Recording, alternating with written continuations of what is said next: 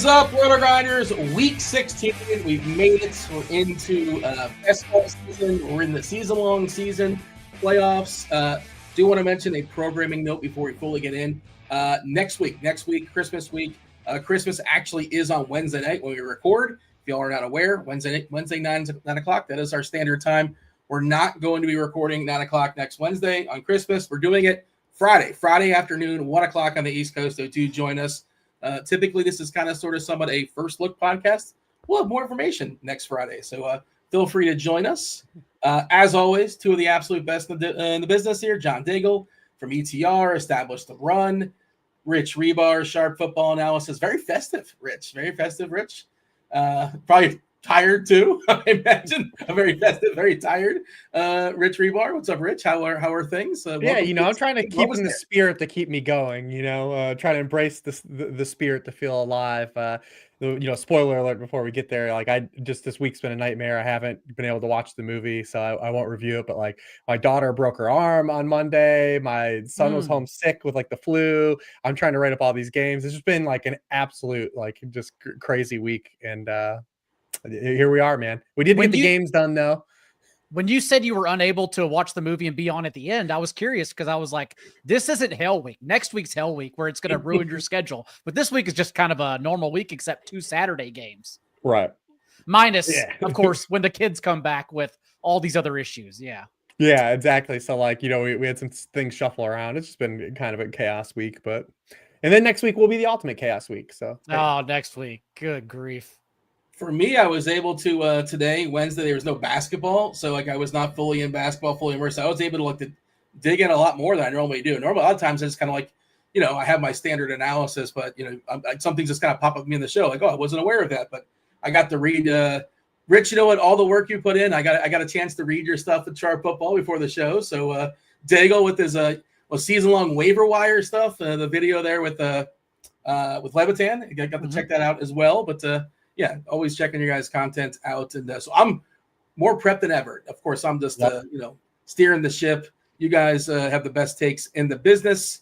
Anything of note we should mention as far as week 15? Anything that we should acknowledge before we fully dive in and talk about week 16? Of course, the top 3 games. I'm, top. So we got to pick 3. So yeah, I say top 3. But we're gonna talk. Well, DraftKings is only an 8-game slate, so. Yeah, it is interesting as far. Or no, that's next week. No, this one's not 8. We were looking at this is 12, but there's still it's next week, right? We saw the schedule. I thought you were crossing some games out because the games are so bad. That's what I thought. I mean, it's technically it could be like a 1-game slate if you want to make it that. But a week ahead, yeah. Yeah, this week is a 12-gamer, but FanDuel will still have a good one with lots of pieces you'll have to mix in between the Cowboys and Bucks. That's the highest total in the entire week. Yeah, Bucks, Dallas, 48.5 total. Mike Evans back in Texas, Texas A&M alum. I'm future Hall of Famer. He's on his way to. That's your team, right, Daigle? That is. That is my alum. Yes, I still remember that draft so distinctly because that was the Manziel draft, and I just remember everyone liking Manziel, and I was like, what if we just like that 6'3" receiver? He just threw the ball up in the air too. What if we like that guy? Every Manziel highlight was really a Mike Evans highlight. It reminded me of when Kenny Pickett was coming out, and I was like, I don't know, man. Jordan Addis looks pretty good. What about that guy? What if we just took the receiver instead? He'll always have going into Tuscaloosa and beating Alabama. That will be Manziel's claim to fame. He was the 7th overall pick. That's a quick Google for Evans. Is that right? 7th overall? Yeah. Okay. So, yeah. But I don't know the rest of that. He went after Watkins, right? Was it Watkins ahead of him? Probably should have been first. I can pull this up on the fly. Was first. But I think he was the first receiver. I believe so. Yes. He was no. Sammy Watkins went 4th overall. Yeah. First I said he was the first receiver. Yeah. I'm talking. Yeah, he went ahead of Evans because Devontae Adams was also in that draft. He went in the 2nd round. Awesome draft. Sammy Watkins also burned bright. He was a good player, but it just looks worse because Mike Evans is the moment he's allowed into the Hall of Fame. If he wanted to get in this weekend, I'm sure they'd let him in. But week 1, Sammy Watkins is in the Hall of Fame. Yeah, that's true. I'll tell you who's not also in this draft. My alum, Bortles Combat, Blake Bortles, 3rd pick overall. True gem. He'll always have the good place references. Well, you can't take that away from him. if nothing else. Daigle, any notes as far as week 15? Anything of note as far as your season-long stuff, as far as your best ball teams? Anything we're excited about, or we don't really get too excited until we're in the finals? We're still on the grind. Last week for season long was a week where I'm sure a lot of 1 and 2 seeds were upset if you didn't get first round buys because the elite running backs failed miserably. And so that's why I put more attention into deeper plays in the waiver wire than usual, because I know those 8 through 10 seeds that somehow snuck in, like they probably are grasping at straws. They don't have the elite plays that may have been kicked out. So I spent a lot of time in the waiver wire and some deeper shot running backs and wide receivers you can flex, especially in 12 and 14 team leagues. This slate in particular, I think is fun because it's one of those that's a wild card. You can go in a lot of different directions here. It's another one where in particular, I think we're going to be talking about like 13 running backs again at the end of the show, and we'll see where the chalk leads us to. Last week, that was Chuba Hubbard and, well, there was 3 of them. Chuba Hubbard, James Conner, and who was the third? Oh, Chase Brown was the other one that was played everywhere. We're kind of in the same conversation again, but we'll get to all those guys at the end. Yeah, the Gibbs conversation, no surprise. He's going to be probably one of the most popular plays on this week, the absence of Montgomery. That's the first game we're going to talk about. Detroit at Chicago, the Bears. This is the highest total on the DK slate because DK does not include the Bucks. Dallas 48 is the biggest number on the board. Bears are 6.5-point dogs here versus Detroit, not in the dome. I was looking at the weather stuff. Obviously, it's early. Roth has some weather stuff posted, and really the diciest game is on Saturday as of right now. Kansas City, Cleveland. Going to be wet and windy. That happened last week. Say it again. That was last week's game. Yeah, Kansas City, Texas. Please tell me you read the worksheet from last week too. That'd be incredible. You know what? Oh my God, I did. Yeah. I did peek ahead because it's that time of year, and there's some cold spots, but it looks like there's going to be like no precipitation on Roth. Roth had this stuff. I actually have it up because if you scroll down like the non-write-ups, it has the weather stuff at RG. You should check out RotoGrinders. The only game that looks like really cold is the Bills game. Like the only one that looks like kind of like, not quite Bills Patriots that happened on, was it Monday night a few years ago? Mm-hmm. But that one looks like it's going to be like in the teens and potentially some wind. The rest are just kind of cold. Like Jets just looks cold. There's a couple other spots that just look cold, but no wind and rain or snow. I just looked for like the colors, and I saw yellow, orange, and I saw Kansas City. And I forgot they're playing Houston, I believe, right, on Saturday. Yeah. But, my bad. Of course, this stuff gets updated throughout the week, and we didn't really talk about weather anyway on a Wednesday night. But you brought it up because of the Goff stuff, right? Like the Goff narrative. Because this is their second game outdoors. They played in the rain earlier in the year, and he wasn't very good. He wore 2 gloves. Yep. That was the rainy one where there were lots of drop touchdowns in it. But you always say that's kind of nonsense. You try to debunk that before, Rich. Well, so Goff's weather stuff, the only time it's real is when there is precipitation. Like I always go back to Pep Hamilton dumping the water on him at his pro day. He brings out like the bottle of a Fiji or something and like dumps it on his hands. Because Goff like actually has smaller, like he has like legit like precipitation rain stuff where he's been bad in the cold. But if it's just cold and no wind, like there's nothing there. Like all of Goff's outdoor stuff, like typically if you face it's just defensive related. I think this is about the time last year too. I can't remember Which also was in play here. Who the Bears were playing, but when I walked outside and it was sunny and beautiful, and the next thing you know, everyone's ownership, including Justin Fields, got up to around 26%, because then everyone realized not because of me, but in general, everyone realized the sun was out in Chicago. It was 40 degrees, but we weren't worried about it because there was no precipitation and wind. That's kind of what this game may be looking at. Yeah. Rich, can we poke any holes outside of ownership with Gibbs, no Montgomery? The Bears defense is not pushed back significantly. I know they're on the road. It would be even stronger in the dome there as a home favorite, but they're still a 7-point favorite where Chicago, an offense isn't quite humming either. I know they're going to face Detroit defense, which I guess we'll talk about how beat up they are, and maybe we can get a bounce back game from Caleb. But that is the only argument against Gibbs, I think, is just he's going to be owned by everybody. Yeah. Yeah, and it is a good running back slate. So if you do run the situation like we had with Saquon a couple weeks ago where it looked like a can't miss play, right, against the Panthers, and To be fair, Saquon had the most fantasy points any players had this season without a catch or a touchdown. But that's kind of what you need to have happen here with Gibbs is you need to just like get lucky and have him not get into the box, maybe not catch as many passes. He's definitely not going to have 0 like Saquon had in that game.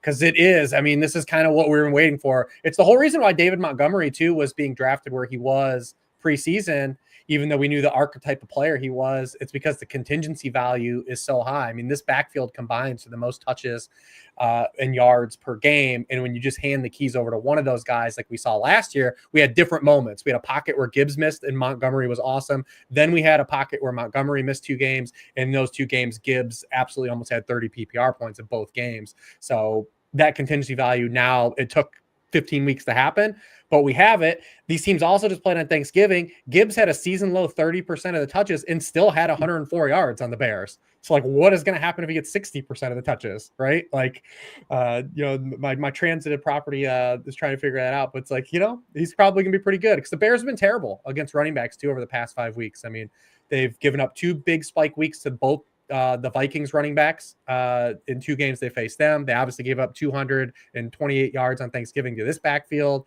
They gave up 160 yards and 3 touchdowns to the San Francisco backfield and Isaac Rendo to his game. The Packers backs lit them up. So it really is just kind of everything lines up to, you just got to get on the train and play him. And if you're in larger field and you're not going to play him, it's not going to be easy sweat. Yeah, Daigle, anything to add there as far as Gibbs? Feel free to expand as far as the Detroit offense as a whole. We saw Amon-Ra get loose last week. Of course, they were in full chase mode there. He had a ton of targets, just almost got in the box 3 times, I think. I think he got in twice. And should we even acknowledge, like, what is Gibbs going to get, 75, 80? I wouldn't imagine they give him just fully run him into the ground. There is Craig Reynolds lurking. Not that you're going to play Craig Reynolds, but just how much does he take away? Now that they lost, though, now the race is on for the number 1 pick because the Eagles' 3 remaining games look like they're going to win them all. They're going to go win 14 in a row. Is that what they're going to be at basically? Haven't they won 11 straight, Philadelphia? Is that right? 10 straight. Even though Nick Sirianni is still a child, they're still like Jordan Davis. He was pushing Sirianni on the sideline. There's always something coming out of Philly. The squeaky wheel AJ Brown game gets there, but he was complaining about his workload. And it's still a team everyone forgets that not only unequivocally has the best defense in the league, but they've won 10 straight games. Like, it's insane what's happening there. Philly and Detroit and Minnesota all 12-2. I think Detroit's ahead of Minnesota right now at least they have them ranked ahead as far as the standings, but certainly something. Detroit's 1 right now, but they play, at Chicago, which, goofy things could happen. Obviously, if the Goffs, they play at the 49ers, and Minnesota and Detroit finish with each other in week 18. Okay. Whereas Philly plays the Commanders on the road, which is definitely the harder of the remaining games, and then they go Cowboys Giants at home. Oof. Yeah, that could be easy. And if they have full motivation, we might get we'll talk Saquon possibly getting. And the way Detroit needs the bye at this point. Yeah, they got to rest up for sure. Daigle, jump in here. Detroit offense. How do we feel about the Lions? So I don't look at it as I want to fade Jahmyr Gibbs. I'm trying to think about how else I can get unique around Jahmyr Gibbs because that's only 1 slot taken up. We can do so many other things on this, again, wild slate where a lot of quarterbacks are in play, depending how cheap you want to go, depending who you want to spend up for. And when I was looking over everything, trying to slide players into my placeholder, it hit me. It's like, oh, maybe we can actually get unique with Gibbs by going overweight on the Lions offense as a whole. It's a shorter slate, so I always like to condense our slate even further, understanding that there are less things to happen for our lineups to hit our ceilings. And then you hinted at it, like Reeves talked about how the defense is falling apart, but we can go beyond that because since week 11 and the coaching changes, these started shuffling around. This is what happened to the Jets as well. We'll get there in a moment. But since week 11, the Bears are the only team allowing over 9 yards per attempt through the air. They're 32nd in EPA per dropback and 32nd in passing success rate. So this goes far beyond Gibbs. this could be Jared Goff's success. And if we think that happens, then you can also pay up and tack on Amon-Ra St. Brown. You can go to Sam Laporta, who now in his 4 games since returning from injury, it doesn't sound like much. I know that his floor has been 17.5% of the team's targets. But remember, before the bye, basically half the season, like he was averaging a 10.5% target share. It seems to have, like, the pendulum has swung back in his favor now. And the Bears are getting absolutely diced by tight ends. Like over the last month, T.J. Hawkinson. Iowa tight ends. Well, yeah, that too. Yeah. T.J. Hawkinson was the floor game over the past month, and that was 5 catches for 52 yards. Before that, of course, Kittle 150, and then T.J. Hawkinson before that also 7 catches, 114 yards. So, yeah, I kind of like tacking on everyone. We talked about Tim Patrick last week, how he was a product of more pass attempts, and that's happened now in 2 games. The last 2 games, Jared Goff has attempted 100 passes, and because of that, Tim Patrick has been dragged along for 7 and 8 targets. But again, if we think this environment's good because there is this wrench that's being thrown in and that it's no longer Sonic and Knuckles in Detroit's backfield. Knuckles is no longer there to like impose your physicality and will on the opposing team. So what also if this offense just changes? Like what if it's okay, we don't have Dave Montgomery anymore, so we need to pass more on early downs. We need to pass more in general. I just think there's an unknown ceiling now with this offense that we didn't see when Montgomery, who was very good, was out there. So I kind of like tacking on everyone, Tim Patrick included, if you want to spin down, and just hoping we get the right touchdowns in the right slots. Detroit also giving up 79 points the last 2 weeks, a lot of pushback, so they got to keep their offense motoring. We haven't seen it, John, with Chicago. You know, sometimes you get the old new coach smell. You get a couple weeks. You know, we saw it for New Orleans, a team that's kind of sputtering, kind of get revived in the middle of the season. But Thomas Brown, it's been a disaster so far as the interim guy. But this Detroit, I was looking at their injury stuff, and it's like basically everybody's injured for Detroit. It seems like. Every week somebody new. Can Chicago get going against this the number 2s on Detroit? We need them to get going in the first half. That's what we need. Like the second half has not been an issue. This is 3 games in a row now going back to Thanksgiving against Detroit, where even in that one, remember, just the Lions ran out to a 3-score lead. Chicago answers. Then to San Francisco, they were outgained by over 300 yards total offense in the first half. This past week, it was also a blowout against the Vikings in the first half. Sam Darnold played horrific, but the Vikings still took the lead. So yeah, we just need some more push in those first 2 quarters.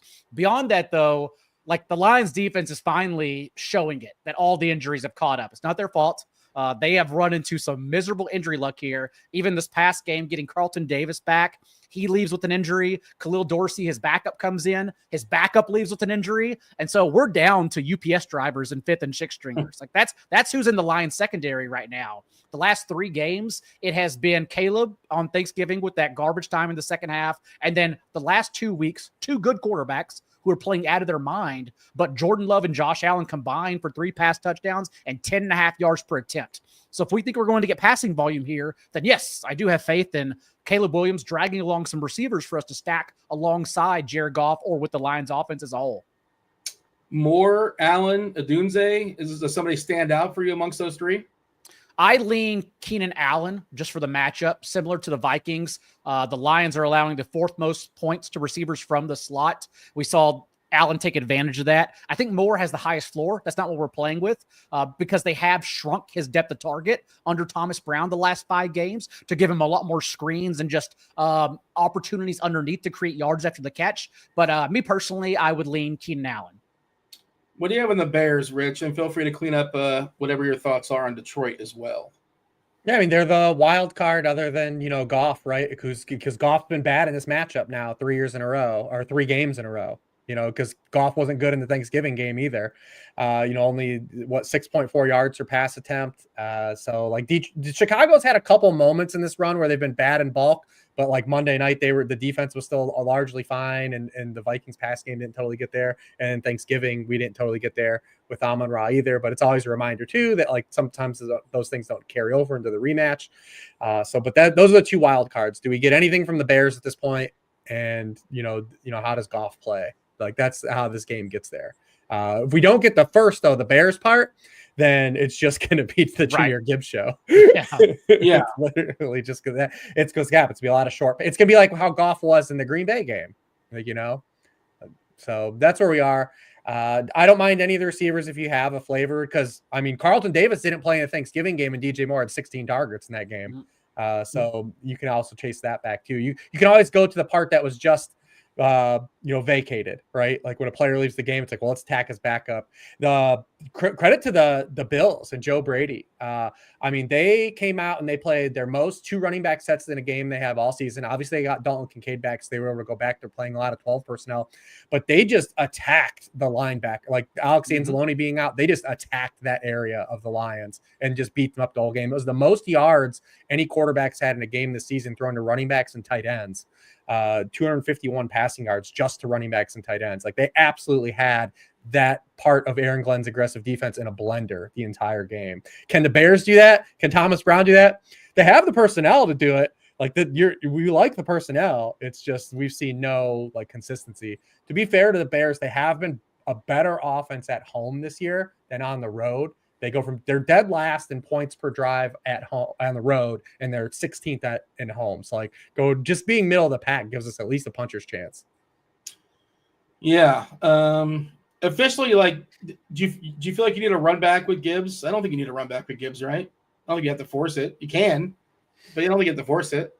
I mean, the price is good on the guys. I mean, it is when we get there, because I do think that the meta is going to be this week, and I'm saying this on Wednesday. Obviously things shape up, and Friday, like we have some changes. Like we got Brent Strange at the end of last week, and like when we thought we were all up to jam Stone Smart in, and like there's just different avenues that open up on Friday. So next week when we do it on Friday, it'll be nice and refreshing. We'll be on top of the injury news, but I do think right now everyone's going to skate towards the 3 running back builds again. And on DraftKings particularly, the meta has been playing for a lot of 5 to 6.5K wide receivers, and I do think that's the ballpark where a lot of gamers are going to be initially drawn to lineup construction right now. And both Bears guys, not both Bears, all 3 big Bears guys do fit in that pocket.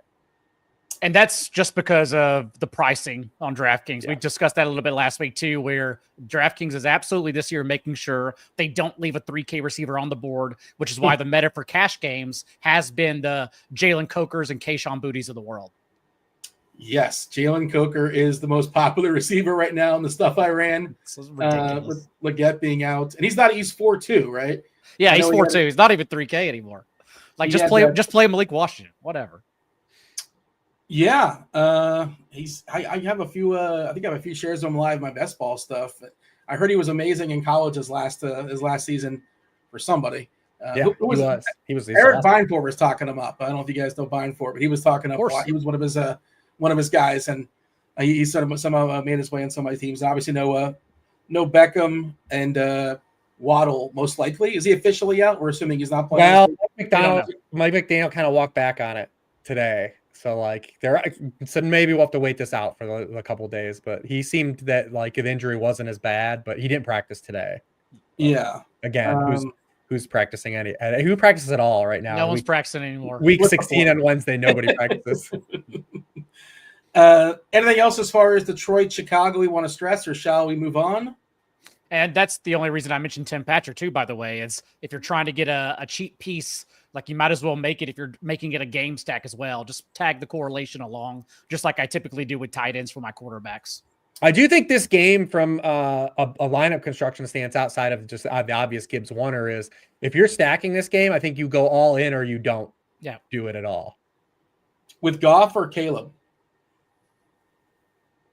I mean, if you're gonna be interesting, you probably do Goff, right? Like if you play Goff and Gibbs, you play them together. I'm going to your point. Yes, I would go overboard. I would go Laporta. But I think if you want to stack this game, I think you onslaught it. Yeah. And if not, then you don't even try to get cute with anything outside of Gibbs. All right, game number 2, Rams Jets. Jets are getting 3.5 points at home. 46 is the total. Give it up for Rodgers. Back-to-back weeks, he's been really, really good fantasy-wise. Devontae Adams spectacular. Garrett Wilson not so much this week, but yeah, and we saw, of course, in the other side of this game, Cooper Kupp put up an offer.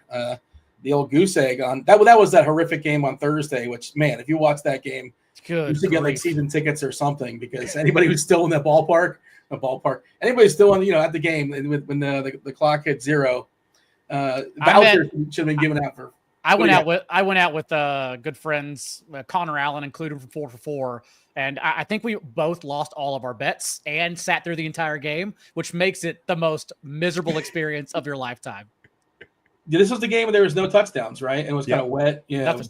It was all nothing. Gross. And from an expectation stance, it had to. I made the case that it was the worst game of the year because easily.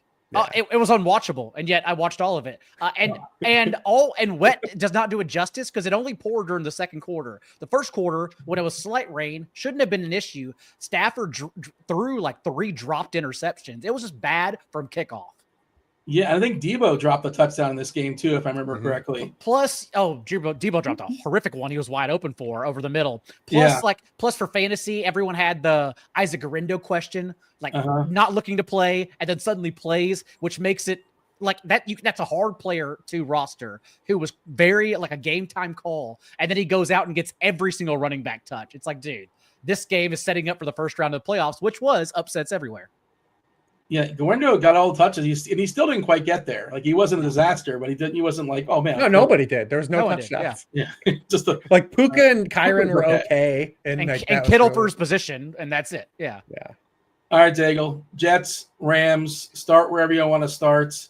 Are we buying? Are we buying the revival here for the Jets offense? Rodgers and Adams looked spectacular last week.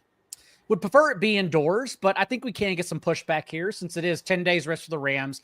They are traveling across country and again, being outside. But really, what's fun about the Jets, while they keep popping up on the show, it's one, the target tree is still just so condensed from Aaron Rodgers. It helps that he's playing better now, top 12 quarterback these past 2 games. But in that span, more importantly, one, they haven't really increased Davante Adams' salary to a point where like you even want to get off of it, given what he's done. The wide receiver 18-7-1, these 3 games out of the bye, has out-targeted Garrett Wilson 35-26 in that span. Really just found his rapport from Rodgers overall. And more importantly for fantasy and our purposes, that's where the ball goes. Like those 2 guys in particular get all of the targets around Rodgers. Not to mention there's really not a leverage spot. It doesn't look like, well, I shouldn't say it doesn't look like. Braylon Allen may not play. That condenses the backfield to a 2-headed timeshare. But even then, with so many RB1s in sweet spots like last week, then it's really hard to get to either anyways. So rather than leveraging, it's like, yes, if you're going to play this game, you honestly just soak it up with the condensed double stack with Aaron Rodgers between Wilson and Adams.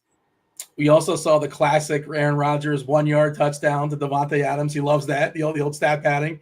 You love it. Do you think he deserved it though? Because he got tackled at the 1. Like I always like when the guy gets tackled at the 1 and then they call his number the play after. Like you reward the guy that got you there. Adams tried at least once.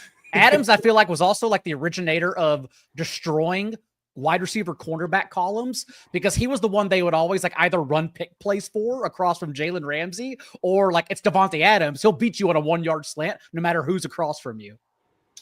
Is there a chance? I know you mentioned. Is there a chance we lose Hall as well? Like, is there a chance this could be Davis's backfield? Or I guess we'll see. I guess Station will know. Both Hall and Allen were limited today. Ulbrich oddly said that Hall was closer than Allen to playing. Okay, it just seems odd that they're going to run Hall at this point in the season, but I guess, and he's dealing with something, but I guess they don't care. I mean, they ran him with 2 other healthy backs last week. They gave him the goal line carry as well. I tried to say this stuff doesn't happen as much as people think, man. Like if a guy wants to play football and he's healthy enough to play football, like he'll play. All right. Because you guys keep telling me T. Higgins is just going to stop playing because of his contract. And like, I'm like, this isn't going to happen. What about Alvin Kamara? Or is he officially hurt? He seems really hurt. Yeah, but the Saints didn't even put Derek Carr on IR, and he's got a broken bone because they're hoping he can come back and play. And Darren Rizzi is also saying like he's trying to get Chris Olave to come back too. He's doing everything to stick around for next year. Apparently, That's the other thing. Is the secret of motivation is he wants to get those W's. That's a Monday night game. We don't have to worry about it. But just we're projecting, I think, that Kamara doesn't play this week for what it's worth. It sounds ominous. Plus, they're going to try to get him that 1,000 yards, I think, still. We don't need Josh Jacobs on this slate, by the way. We have enough tough choices to make already. Correct. All right, back to the Jets and the Rams. Super concise as far as Rodgers, Adams, Wilson. Rucker didn't really get involved last week. And the Rams are, Rich. We know the Rams. It's Stafford throwing the ball to Puka. Mostly Puka. Not as much Cup these days. Certainly not Cup at all, or at least no receptions on that terrible Thursday game. But yeah, it is an interesting game from a, where the ball's going perspective. Yeah, the problem is you can't put all these guys in one lineup. That's the issue. That's the thing, is you have to choose what stack you want to play. And I lean towards the Jets just being dogs, right? Like, I just think there's more. Because one, I don't know if the Jets are going to be good enough to run the football anyways, because, they really weren't even good enough to run the football against the Jaguars last week. So I think they're going to have to throw. And obviously the passing game can be volatile with the performances we've had. Even in that game last week, I mean, Rodgers was terrible in the first half of that game on Sunday, and then all the, popped late. So there's some volatility there, but I do believe that the Jets, from just like projecting like which team has to throw, I place money on the Jets. So I lean there. Obviously McVay, they can do things with Kyron and just kind of control the game like that. Exists in the range of outcomes. So if you are forced to pick a stack, I do lean there. I do think the best individual piece though happens to be Puka Nacua. So you're in a dilemma, right?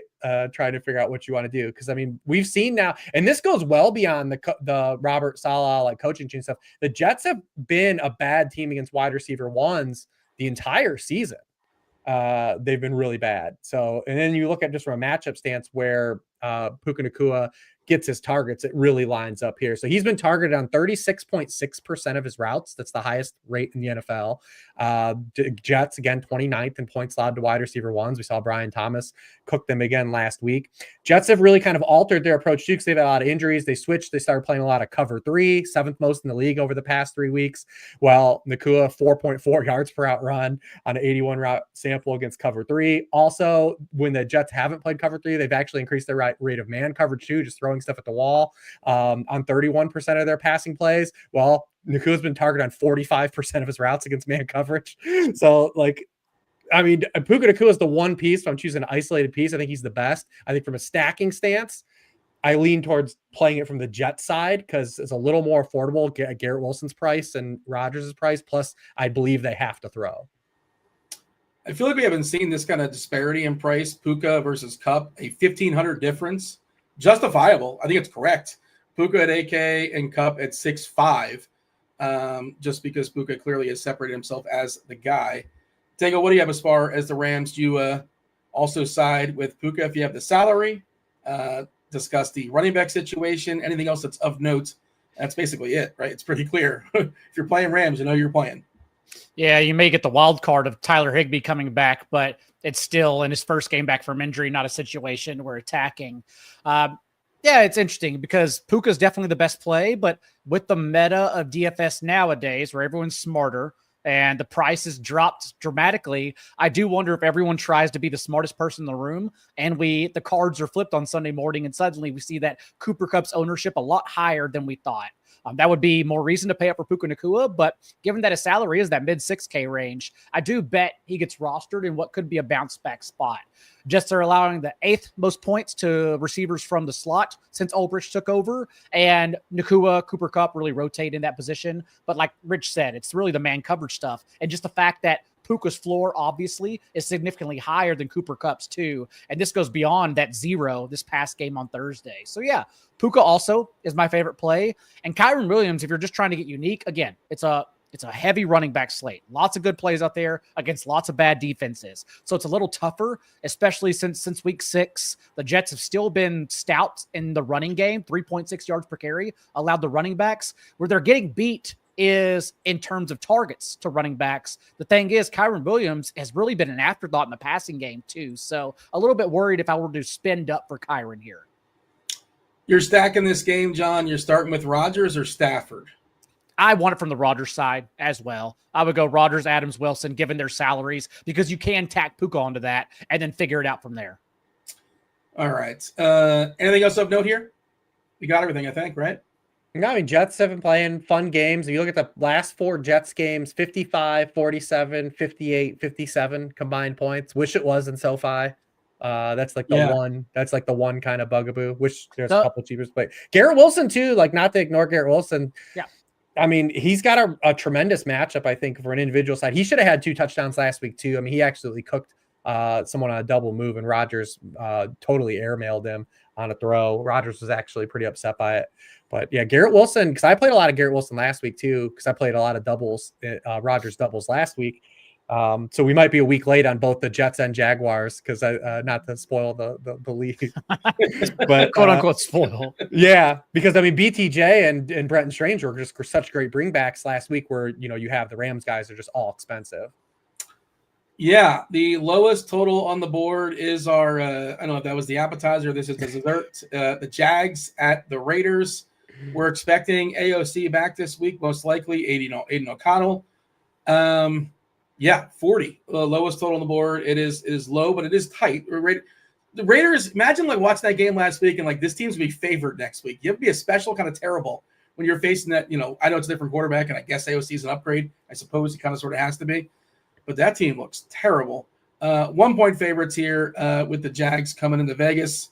John, you seemed excited to talk about this one, so I'll let you go first. Oh, not really excited. I just knew these guys were going to come up in positional plays, and I was excited to give the little guys some love. Like when else do we talk about the Jaguars and Raiders? It's like, all right, let's just throw them on the main slate and talk about the big players. So I will start with the Jaguar side. It's also an ugly enough slate.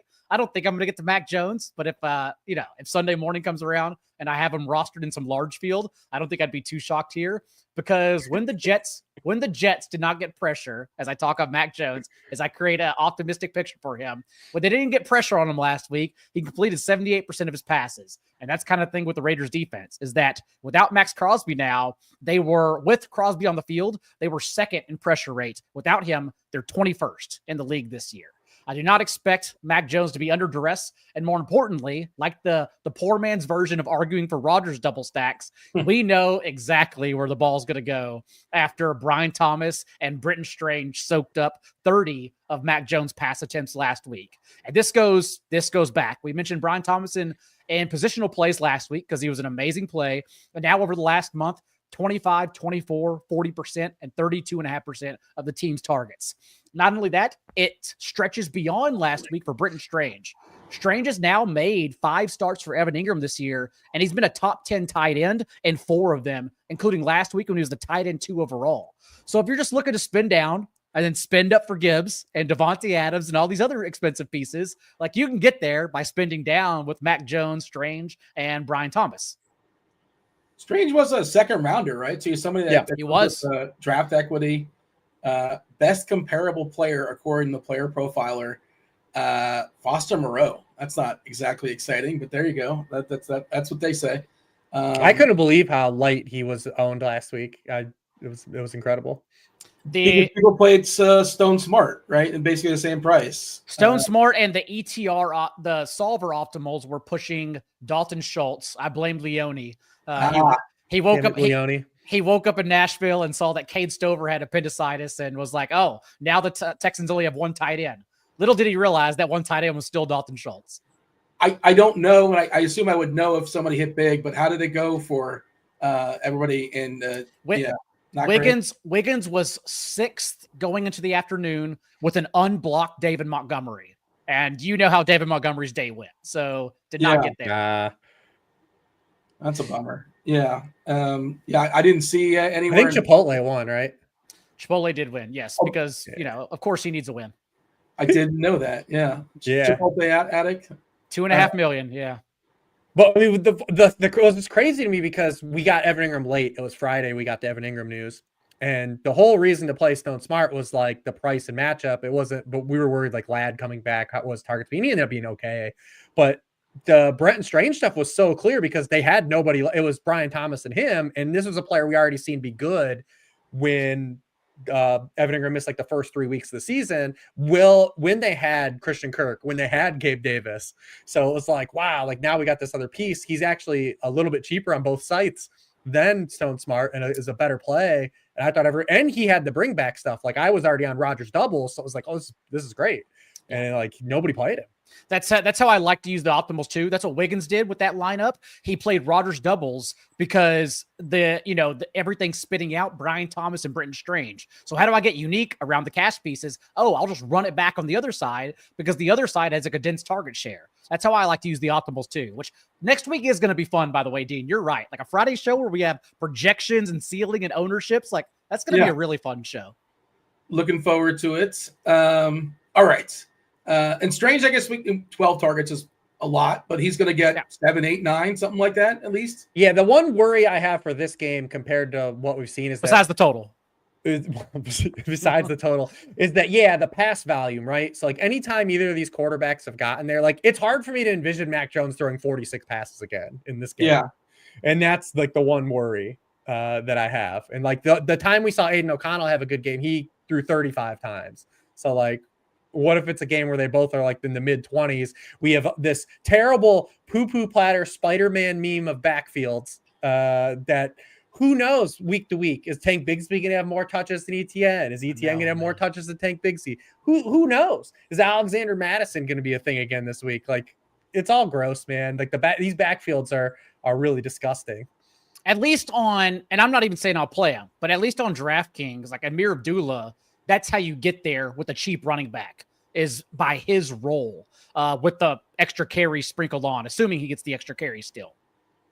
Yeah, 7 catches got him there last week, and he got in the box, of course. Dude, and Scott Turner has to be convinced that Amir Abdullah is Christian McCaffrey because since Scott Turner took over play calling, Abdullah has spiked.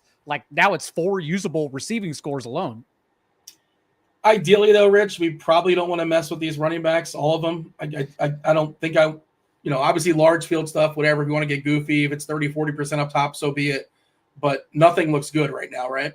No, because there was a pocket there where Madison had the backfield before he got hurt, too. Yeah. So, it's just real bad. And the Raiders have been the worst rushing team in the NFL basically all season until the Dolphins finally took over that spot this week, which feels outlandish to say out loud. But the Raiders are actually a more efficient rushing team than the Dolphins. You mean Achan's not rushing for 9 yards a carry this year? I don't even blame him. No. Now, regression was probably going to happen, but I don't think regression happens this poorly. The offensive line, they just can't run. They literally can't block. And that's why him and Jonnu are catching so many passes. We've talked about this though. And that's the Malik Washington argument too. That offense is not find the best receiver like it was in past years, like Tyreek Hill. That offense is whoever's open near the line of scrimmage is getting the ball within 2 seconds. If we're playing the ownership game, I'm fairly certain that Bowers is going to get so much less than McBride. So, you can do that if you want to do that. McBride's going to project better and he's cheaper. Do you want to make the Bowers argument, Rich? Outside of just ownership's a good argument, and he's good. He's mostly good. Yeah, he's been a little quiet the past month. He's been outside of the tight end 1 range in 3 of his past 4 games. We had that weird goofy game where Michael Mayer was involved, but he still was on Monday night. He was still on the field for 100% dropbacks. He's out there. He's a good player and a great matchup. Jaguars 24th in yards per target to tight ends, 27th in touchdown rate allowed to tight ends. So it is a good matchup. He's going to be really lightly owned because I think a couple gamers have tried a couple spots to pick him out the last couple weeks and it hasn't really worked out. Obviously him being on Monday, removed him from the board last week, but he has been a little quieter. Brian Thomas, are you a believer? Too cheap still. 6.3 on DK, pretty good price. What about Myers? Myers is weird. I know he always hits the blitz for Cardi. Cardi loves Jacoby Myers. Also in a dome, Cardi loves the dome players, and his price is not getting out of hand at 5.8. I think he had a bad week last week. I think he was super quiet until the end, right? Mm-hmm. That's the story with Myers. It's he's been a wide receiver 3 or better in 7 of his past 8 games, but he's had just 1 spike week. So he's just you're getting what you pay for. A nice floor. You're getting them targets. He's got 25% of team targets in 7 of the past 8 games. He's been a little more consistent in terms of just where his target floor has been versus Bowers, but he hasn't had nearly the ceiling Bowers has had. We like Thomas. Oh, go ahead, John. That's why he always pops for cash games too. Yes. It's annoying because the cash game optimals are pretty much right this year, whereas the last couple of years at this time, they've just been wrong. But when Chase Brown gets every single touch, literally every week, The cash game shows him. When Jacoby Myers continues earning at least 25% of the team's targets, the cash game show him. And Devontae Adams, again, has been on this stretch as a wide receiver 1. The cash game show him. It's like, God, we have to stack around the good players now.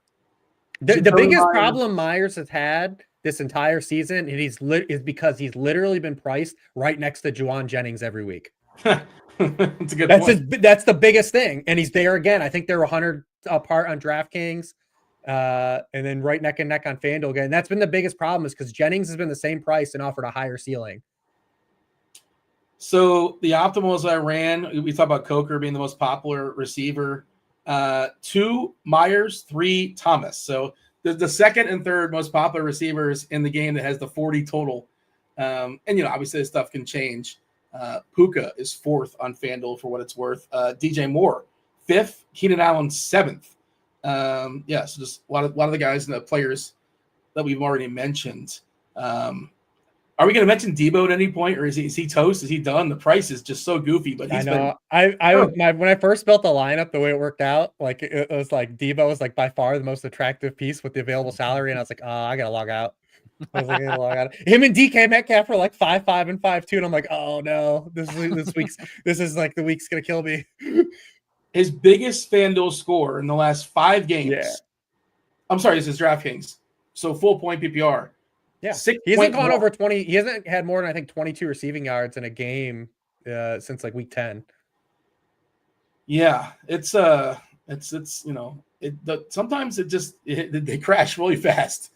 He's still out there. Shanahan talked him up again today. I was just reading it before we got on, like during thing. He still talked about that, like, Debo still got the juice, but we haven't seen it.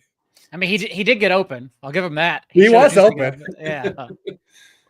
That's true. Just got to catch. And sometimes those are the ones you do drop, man. I say as a former low level receiver, those are the ones you think about scoring. You're like the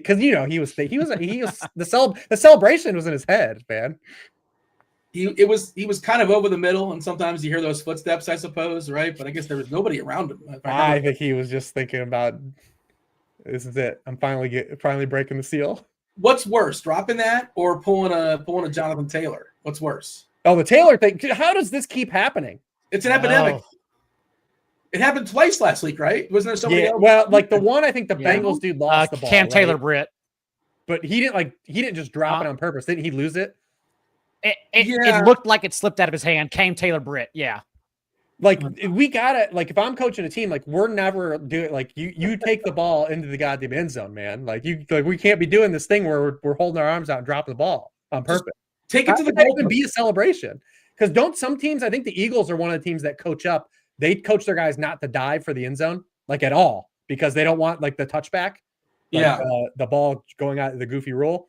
So like they literally coach their guys not to dive for the pylon. Yeah. So, like, I mean, like this I can't believe it still happens though. It's so crazy to me. Every week. Am I right to say like Darrell Jackson was like the first? Well, he had the Deshaun Jackson. It was Deshaun Jackson. Yeah. Deshaun Jackson. He it happened to DK Metcalf a couple years ago, where he did it again that hot Cowboys game. My argument is that it's not even a cool touchdown dance. Like it's kind of it's lame to go into the end zone and then drop the ball because you're so far away from somebody. Like think of something else. It's not even good. Who was the guy that pulled the Marshawn Lynch last week that grabbed the crotch? Who was that? Did you guys catch that one? Somebody did that. That was J-Mo. Is that Jameson. Who it was? I think it was Jameson. Okay. Yeah. Yeah, he held onto the ball. That's most important. 2 weeks ago, I believe. It was Bateman too. Bateman did it, I think. Too, Bateman did it last week. Yeah. Is that who it was? I know. Well, Bateman juked 2 dudes on like the one play. Dude, I had Lamar double stacks. I had a really good week, but I had 0 of Lamar's receiving touchdowns because I stacked the wrong guys. Yeah, I did the same thing. I played Flowers. I played 4 quarterbacks. I played Lamar, Rodgers, Allen, and Kyler. And luckily, I ran Connor in every non-Kyler team. I had Connor everywhere. Yeah. Anything else as far as Jags Raiders that we should acknowledge before you move on and run it back? I mean, listen, man. Probably one of these Jaguars running backs is gonna be good. I can't tell you who. Yeah, I would love to spin down for Tank Bigsby. Like I'd love to get a 5K running back into this slate. Maybe there's one. We'll discuss him, but overall, if you can stomach it, if you can guess right, because last week ETN had 19 touches, Bigsby 8, and the week before that, Bigsby out touched him 19-8, and then last week it was 18-11 for ETN. What sucks too is that you're not going to get the receiving floor for Bigsby. Like that dude's just not catching passes. He's not catching the ball. Yeah, is being used in that role. So ETN, and ETN will. Exactly. So we're not going for that floor. We're going for the ceiling, and Bigsby has a higher rushing ceiling for sure than ETN. But also, yeah, Bigsby will leave you with a 0 if he's not getting the rock. All right, let's run it back. Of our favorite the problem plays. is ETN's not cheap either on DraftKings. No, they refuse to drop him. 6. He's like 5'8", but like he's right underneath like some really like you're like, oh, I can just spend the extra little bit here. Like it's tough, man. Let's see. Robinson 6'2", Ramondre 5'9", Ford 5'6", Swift 5'6". And if we get Charbonnet, but it's that's TBD. Yeah, we don't know. Yeah, we'll see. Stay tuned on that. Jones 6'4". What about the Tennessee situation? I guess we got to monitor that, right? How much is TBD? I mean, listen, Pollard is. I just assume he's on the Bucky Irving plan, right? Like I assume he just doesn't practice and plays. Yeah. Well, isn't he going for like 1,000 yards or something? Or did he get it last week? Wasn't that a thing that supposedly was talked about? Am I making that up? I don't know if he got it. Yeah, I don't know. I know he re-aggravated the same injury, so we're not going to know until Friday, but it makes me a little more skeptical this week. He's at 982, so I think he wants to at least get the 1,000, which I don't. Is that still a thing? I think people still care. I mean, it's Yeah, so he probably wants to get 1,000 at some point. Should get it this week, assuming he plays. Okay, let's run it back. Favorite position players that we haven't discussed just yet. Games we've not yet discussed. Before we do that, do want to shout out Splash. If you've not signed up yet for Splash Sports, they're running a brand new college football contest. Oh, use the promo code ROTO10. ROTO10. They have a big college football contest, which actually it's a total of 11 games. It's locking on Friday night. So get in quick. $50 can get you $15K. $50 get you $15K. I don't know if you guys do you follow college enough? I bet Daigle, Texas guy, you got to follow some college football. Oh, who's buddy, I'm in every short slate college lineup. Like I play college every night. Who's won the championship? Who's winning the tournament? That's an interesting question because Ewers may be actually like Texas's downfall, despite them being one of the better teams. So I'm not sure. I feel like I want to say Georgia, but I'm genuinely not sure because SMU is a wagon. Like SMU is genuinely like when the Rams have Stafford and everyone at full strength. Dude, Kevin Jennings is awesome in that offense. They had a bad first half against Clemson, I think was the last game they played, or was it Syracuse? Either way, it was an orange team. Either way, like the second half they came out and they were the same 7 yards per play team. So they play Penn State. It's going to be fun. They're 40-1 to win the title, by the way. I don't know if you think they can run off. Their defense. They're probably going to run to a bigger D1 team, but their offense. I'm telling you, their offense is incredible. You care about Ohio State, Rich? You care about the college stuff? No. Worst fan base I've ever encountered. Absolutely terrible. I have one buddy that's allowed. I allow it because he went to Ohio State, but. I mean, I've someone that's lived around or lived in Columbus. It's a terrible fan base. It is it's a different conversation, but yeah. Well, the comment section on YouTube is going to be great. It's going to be good. I lived in Columbus. I'm allowed to speak on it. The Ohio State's see you on High Street. They're coming in. A couple weeks ago, was Mike Ditka truthers got me. They were mad at me about besmirching Mike Ditka as a tight end, and now they're going to get you. Hit that like button while you guys are writing this note to Rich in the comment section on YouTube. Also subscribe, turn on those notifications, do all the things, hit all the buttons. For a limited time here at RG, you can get yourself a first month of combo access, $79.99. Football, baseball, basketball, hockey, PGA, MMA, everything essentially with the exception of NASCAR. NASCAR is a la carte. There's your son chiming in saying Notre Dame. Yeah, my son likes Notre Dame. Well, how is he a Giants, Indians, and Notre Dame fan? He doesn't like. I don't think he's a Notre Dame fan. I think he likes them just to win it. I think he likes their layout. That's fair. They do have a really good schedule coming up. 7-1, 8-1, depending on where you're shopping. Just throwing it out. I have no idea. I couldn't tell you one Notre Dame football. I already bet Notre Dame -7. It's probably going to get to -7.5 since this is a betting show for the next game. favorite quarterbacks we've not yet discussed. John, the floor is yours. I only got one other one. I'm going to probably play within the games we discussed. I think there are like 4 quarterbacks that are in my pool there. The only other one, I'm going to go down from Josh Allen. I'm not going to mention Josh Allen, even though you definitely can after the last 2 weeks. But I will go once pricing down and go Jalen Hurts. A little bit worried about a division game, but we did see at least the last time these two teams played, still got away with 10 carries and a rushing touchdown. The last 2 weeks, 22 and 26 fantasy points. And really with Saquon Barkley banged up, plus like AJ Brown complaining, Devontae Smith coming back around since he returned from injury.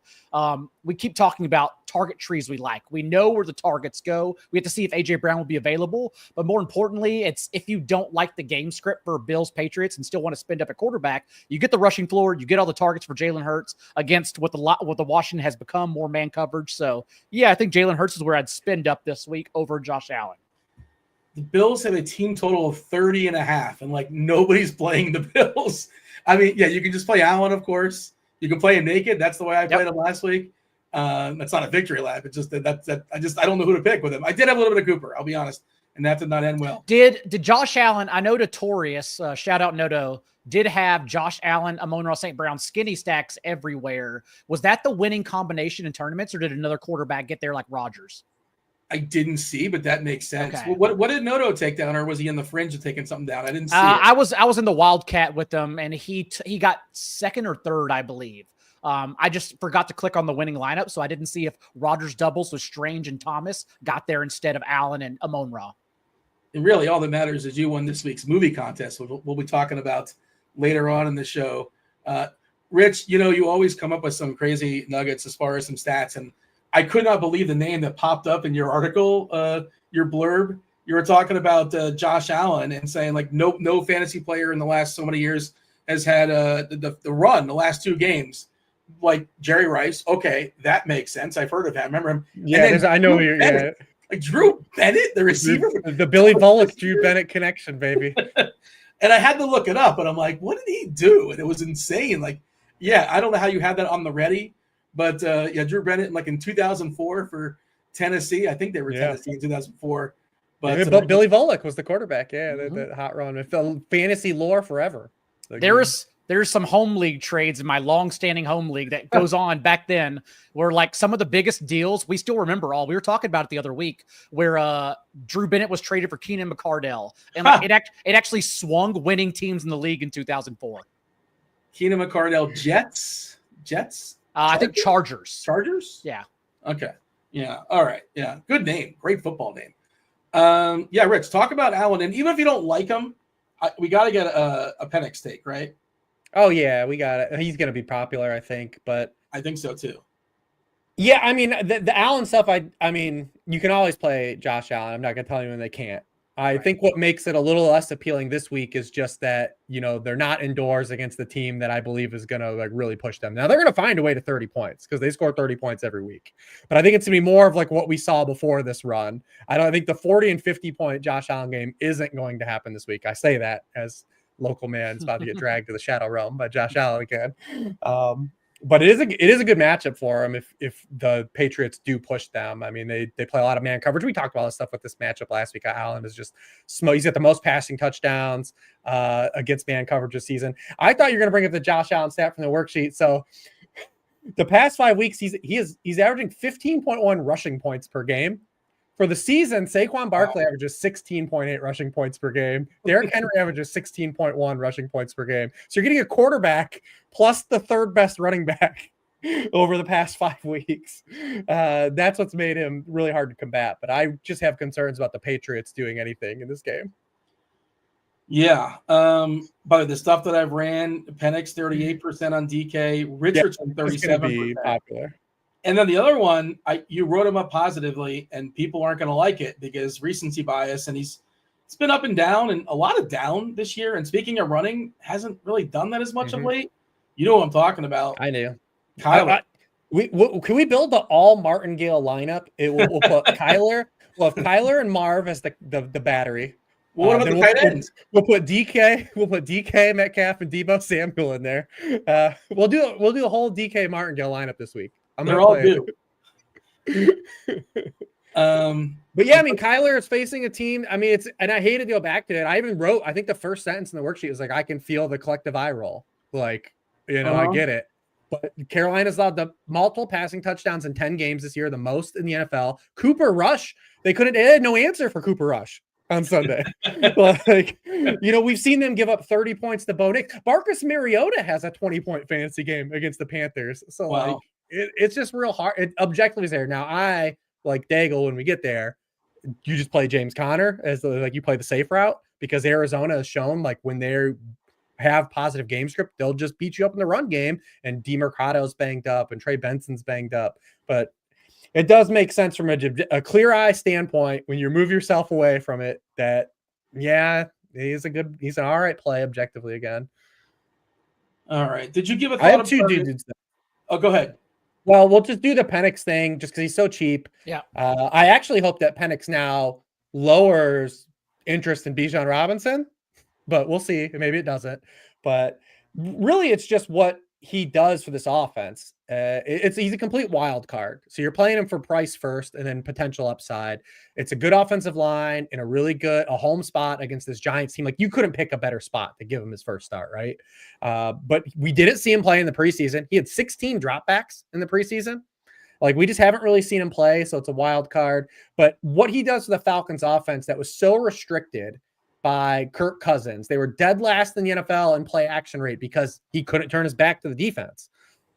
He had 96% of his dropbacks were from the pocket, the highest rate in the NFL. The league average is 82%. So, like, they're just going to be able to do different things. And this offense is going to have probably a little more potential path to upside. There's one receiver I like, and it's probably not the other ones that people want to play. But he's cheap and people play him. I got one wild card, and he played like ass last week, and Daigle brought up that he played like ass. Is Sam Darnold. Okay. And it's a wild card one for me this week. So Seattle actually has allowed 17 or more fantasy points in 5 of their past 7 games to quarterbacks. Quarterbacks will find a way to points. But the reason I like Darnold is because, one, he's shown like legit upside this year anyways. But he uses play action at the 5th highest rate in the league. Using play action, Sam Darnold it leads the NFL in yards per pass attempt. He leads the NFL in touchdown rate with play action. Only Lamar Jackson has a better quarterback rating using play action than Sam Darnold. Against non-play action passes, Seattle is 14th in completion rate, 2nd in yards per pass attempt, and 6th in touchdown rate. Amazing. Against play action passes, they go to 26th in completion rate, 28th in yards per pass attempt, and 31st in touchdown rate. So, I mean, he's more of like a large field, or if you're doing like a small field, like try to onslaught this game, because there's a receiver I do like of his too. But I think Sam Darnold is live for tournaments. This is a terrible quarterback slate too, by the way. Mayfield, you can throw in the conversation on FanDuel against Dallas, and you got the pairing there with Evans, pretty clear. What else was the chat talking? They had a couple. Oh, they're asking if Penix runs. We were talking about this in our private chat. Not really, right? We were looking at his college stats, and doesn't appear like he's going to be. Who did you compare him to, Rich? He's like so he can move. I compared to, like, how like the knock on CJ Stroud was coming out, like he can't create off script, right? That's how Penix is, like the same kind of archetype, but he can move when forced to. He just didn't have to. Yeah, and like like he wants to throw the ball. I'm still so mad at the Browns for depriving us of Jameis versus the Bengals. Like, that's so rude of them. And DTR just ruins the whole thing, right? He can't pass, and I mean, I know he's cheap, like he can run, but like with DTR on the field last year, the Browns averaged 4 yards per pass play, and they were dead last in EPA per play on offense. They were literally the worst offense in the league. And does that kill Burrow as well? Because, I mean, like, certainly we saw him last week with the 3 early touchdowns, and he's been one of the best quarterbacks. I know the team's not been great, obviously. That's his defense. But we didn't mention Burrow. If you guys mentioned him, I missed it. But like, how much can Cleveland push back, right? It's more of a Chase Brown game, it feels like, at least. Is that fair to say, John? And you can always try to chase the game script through Burrow's touchdowns because you know where the ball's going to go. You also know Chase Brown is going to be played heavily no matter what, just because, again, he continues getting every single touch and great matchups. We were aware of this schedule too. Last week, the Bengals had a late scratch for an illness on their offensive line, so they were on their third string left tackle, who actually gave up a pressure on one of Burrow's 2 interceptions as well. The Titans are a much better defense at creating turnovers too, so that could be it. But also, like, because of the offensive line, since the Browns are still leading the league in pressure rate, maybe they also throw Burrow off. If you wanted to chase the passing touchdowns, I wouldn't blame anyone. The Browns are still top 5 in allowing 20-yard completions through the air. Yeah. Just you need Cleveland to somehow stick around in that game, which I guess they can theoretically because the Bengals are so bad defensively, but we'll see. But we already seen it. DTR came in and basically played a whole game against the Bengals already at home and was terrible. Mm-hmm. You got to run it back. He knows something. He has something over someone in that front office because they are infatuated with him, and I don't know why. Well, I mean, just from a tools perspective, and at this point of the year, I think that it's just like, why the hell not? It's not like a situation like last year where Flacco pushed them to the playoffs. Like, they're dead. And like, you can only watch a guy turn. And I get it. Jameis is super fun for fantasy, but there's like a reason he wasn't playing. Like, he's an unserious player. Like, you think of like the Succession meme, like Jameis is an unserious, like he's an unserious character, man. Logan Roy. He's also he's a free agent at the end of the year, so they would see nothing. They're playing for nothing with him. Yeah, so what about Tennessee when they're like Will Levis, like that Rudolph is not a part of their future, and like we've seen enough of Levis. I think that's just it's a Callahan factor. You have a first-year head coach, right? Like Kevin Stefanski has a little carte blanche, right? Like he's got 2 coach of the years. Like he definitely has a little bit of a hot seat because the way this year went, but like he still has a little carte blanche. Brian Callahan's like literally trying to not lose the first-year locker room, right? Like there's other things in play where this situation's a little bit different with Will Levis. But they basically decided that it's over, right, for Levis? Is that essentially what they're saying by this move? Yes. Yeah. Okay. That's the impression I get. It's like they'll probably have Sam Darnold for $52 million next year. Levis is 100% going to get cut, and then he's going to sign as the backup to wherever Liam Cohen gets hired as an NFL coach. 100%. There you go. Bookmark that call. Running backs. Give me some running backs, Rich. You guys brought up Chase Brown, James Conner, obvious. Those are all good.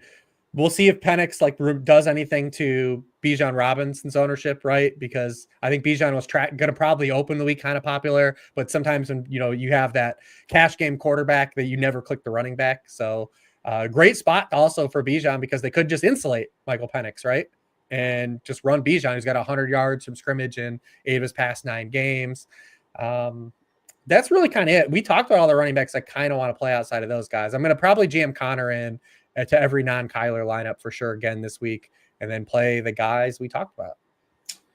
I see producer TJ threw a question in chat. I don't know the context of that. Puka or Bijan straight up. I don't know.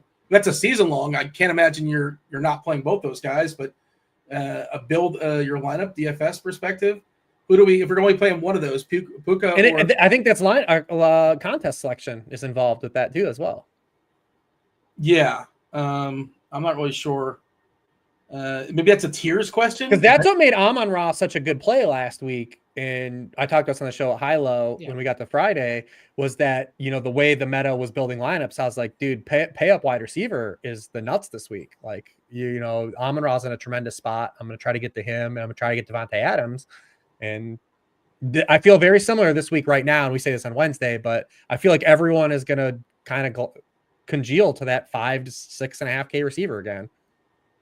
Oh, you talked about the Penix thing, like it couldn't be a better spot. I think it's not a coincidence that this is the spot they're bringing him in as well. Although it's. I do think that the way their schedule lined up, where Cousins was really bad, like you could have made the excuse they faced 3 pretty good defenses in a row, and it's like we'll give him one more shot against the Raiders, and I think it was just like, nope, we're done here. Yeah, and where does he end up next year is another interesting conversation, but we'll save that for another day. Unless he's not starting, right? Like he would be a bet where he has to take a backup job and try to win out. I don't know. It's a good question. Probably not.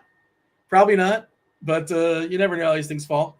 Maybe he starts in front of like a top quarterback pick, or for a couple. Also, of games. it should say too, just on the throwing out, if it should say too, just on the throwing out, if Saquon ends up being fine in practice at the end of the week, like he becomes very, very interesting too. Yeah. Because he's probably not going to be rostered very highly. How much is Gamo's 4.8, which I guess is of note? If something happens there, just kind of keep an eye on that. Daigle, running backs. Let's see. Who do we touch on? James Cook. You talk about getting exposure towards that 30 points for the Bills. Patriots against RB1s in their last 3 games. We obviously saw James Conner last week with 110, 2 touchdowns. Jonathan Taylor went over 100 yards from scrimmage. Then Devon Achane couldn't run the ball, obviously, but had 2 touchdown receptions. It's probably going to get spread out if we think that game gets out of hands, but I still like the leverage James Cook offers. And the one that perhaps we could spin down for, it's a little bit tougher, obviously, if Tony Pollard is back in on Friday.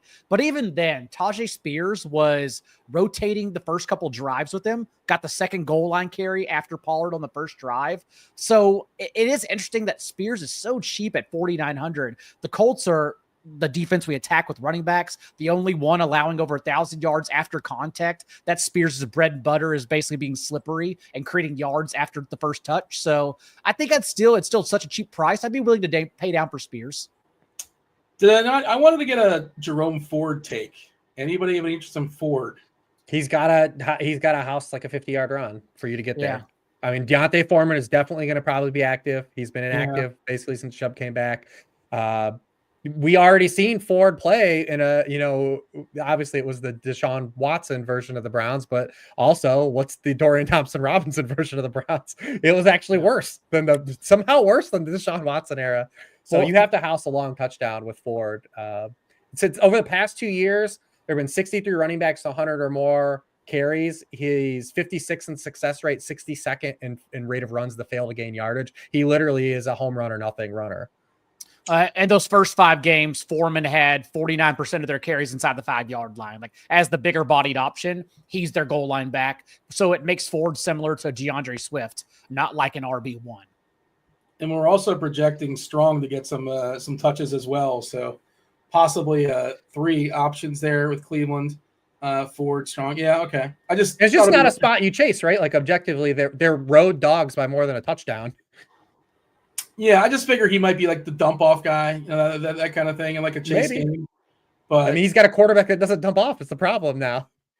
Yeah, that's for a sec. I just totally forgot. Oh yeah, DTR he just kills everything, and it's going to be a disaster most likely. Well, I mean, think about like gamers that have rode this Judy wave. I mean, there's a lot of teams. There's a lot of teams that probably are playing this weekend that have a Judy dilemma now. That are probably now Judy versus some other player, where he was like a set and forget guy with Jameis. Because as unserious as Jameis is as a real player, he has always dragged dudes. He's always dragged receivers with him because of the volume. And I mean, Judy is since week 8, 8th in the league in catches. So, do you remember where you ranked him? I'm sure you do your ranks for the week. Yeah, I have him kind of like as like a wide receiver 3, and like I just don't really know, right? Like it's just a volatile situation. Like, yeah, the I don't know outlook is always wide receiver 3 flex. That's just always what you type no matter what. It's like, yeah, this guy couldn't get there. But like this week, like you might have a spot where like you have Judy versus like, I don't know, Adam Thielen, right? Yeah. Who's in a good spot, or Darnell Mooney now, who's the one guy that we'll talk about when we get to the Falcons receivers. But like those have been no-brainer Judys. And now they become like actual conundrums for gamers. You have, I just pulled it up. Judy, you have 33. You have Mooney 34, Thielen 35. Yes, that's like that's like where my brain is, like that pocket of guys. Like, and you know who's just ahead of him? Well, Devontae Smith's 32, but 31 is Debo. Yeah, you got. That's like the bucket we live in. Like these wide receiver 3s that like they could get there, but they could suck. Yeah, and you were saying the same thing, Daigle. Basically, default wide receiver 3. All right. Well, what about the shower narrative, Dean? With the all-time shower narrative, is that DTR? With Cedric Tillman. Is he playing this week? It sounds like he might, but wait and see. Because remember, these 2 guys they played high school together. Oh, they double showered. I didn't know that. Yeah, they double showered narrative. And when DTR came in the game for Watson when he tore his Achilles, that Bengals game, he targeted Tillman 50% of the time. I know it's like a gimmick, and it's I know, kind of real. It's fun to bring up. Yeah. Are we done with running backs? I'm sorry, I get derailed in my head. No, I don't think we got any of Daigle's. Or he said James Cook. Yeah, I said James Cook and Tajee Spears. That's really what I tacked on. You mentioned Bijan Robinson, Chase Brown, and James Conner. I think those are the obvious ones. We don't need to really get in the weeds of those guys. Like people know. All right. Let's talk receiver. Who wants to start with receivers?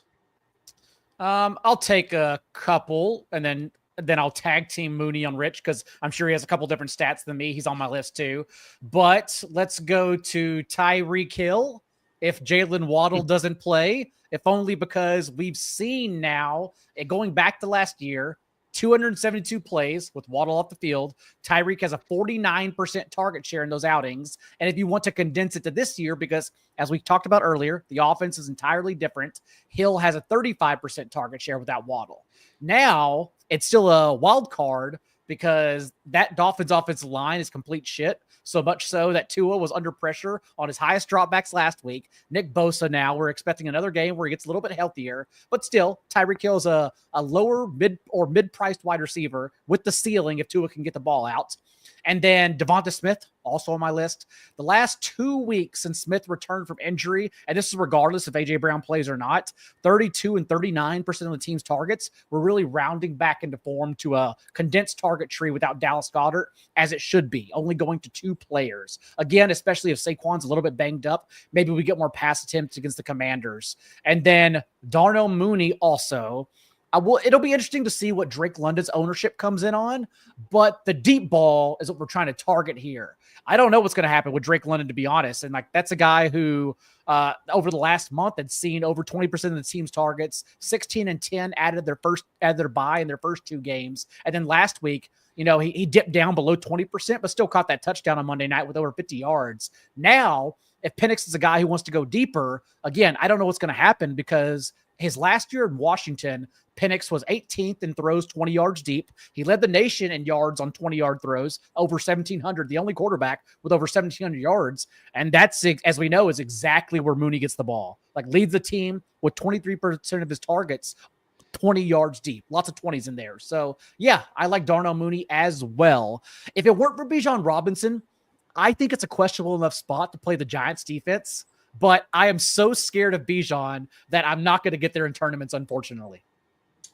And Bijan should be pretty awesome. That was my first thought before I ran any optimals or anything. Of course, salary is a thing, but I was like, I just want to find a way to play Bijan and Gibbs and just make that work in some way. Sure. I know Gibbs is going to get a ton of ownership. I don't know what Bijan is, just the way salary and stuff lines up. But yeah, that feels like again, like they're 10-point favorites at home with the new quarterback. They're probably not going to push him too hard. But like you said, the deep ball is in his arsenal.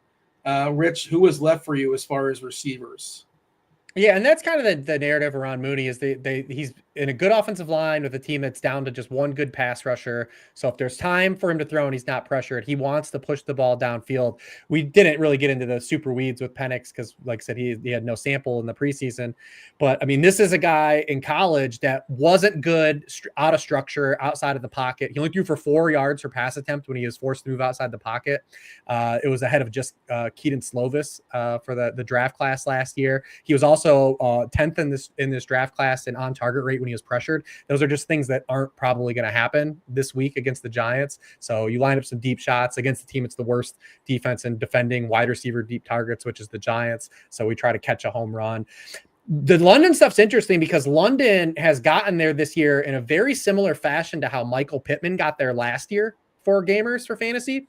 He has a lot more touchdowns than Pittman, but he's moved into like a power slot role, which has helped him. He's actually been bad when he's moved outside of the slot.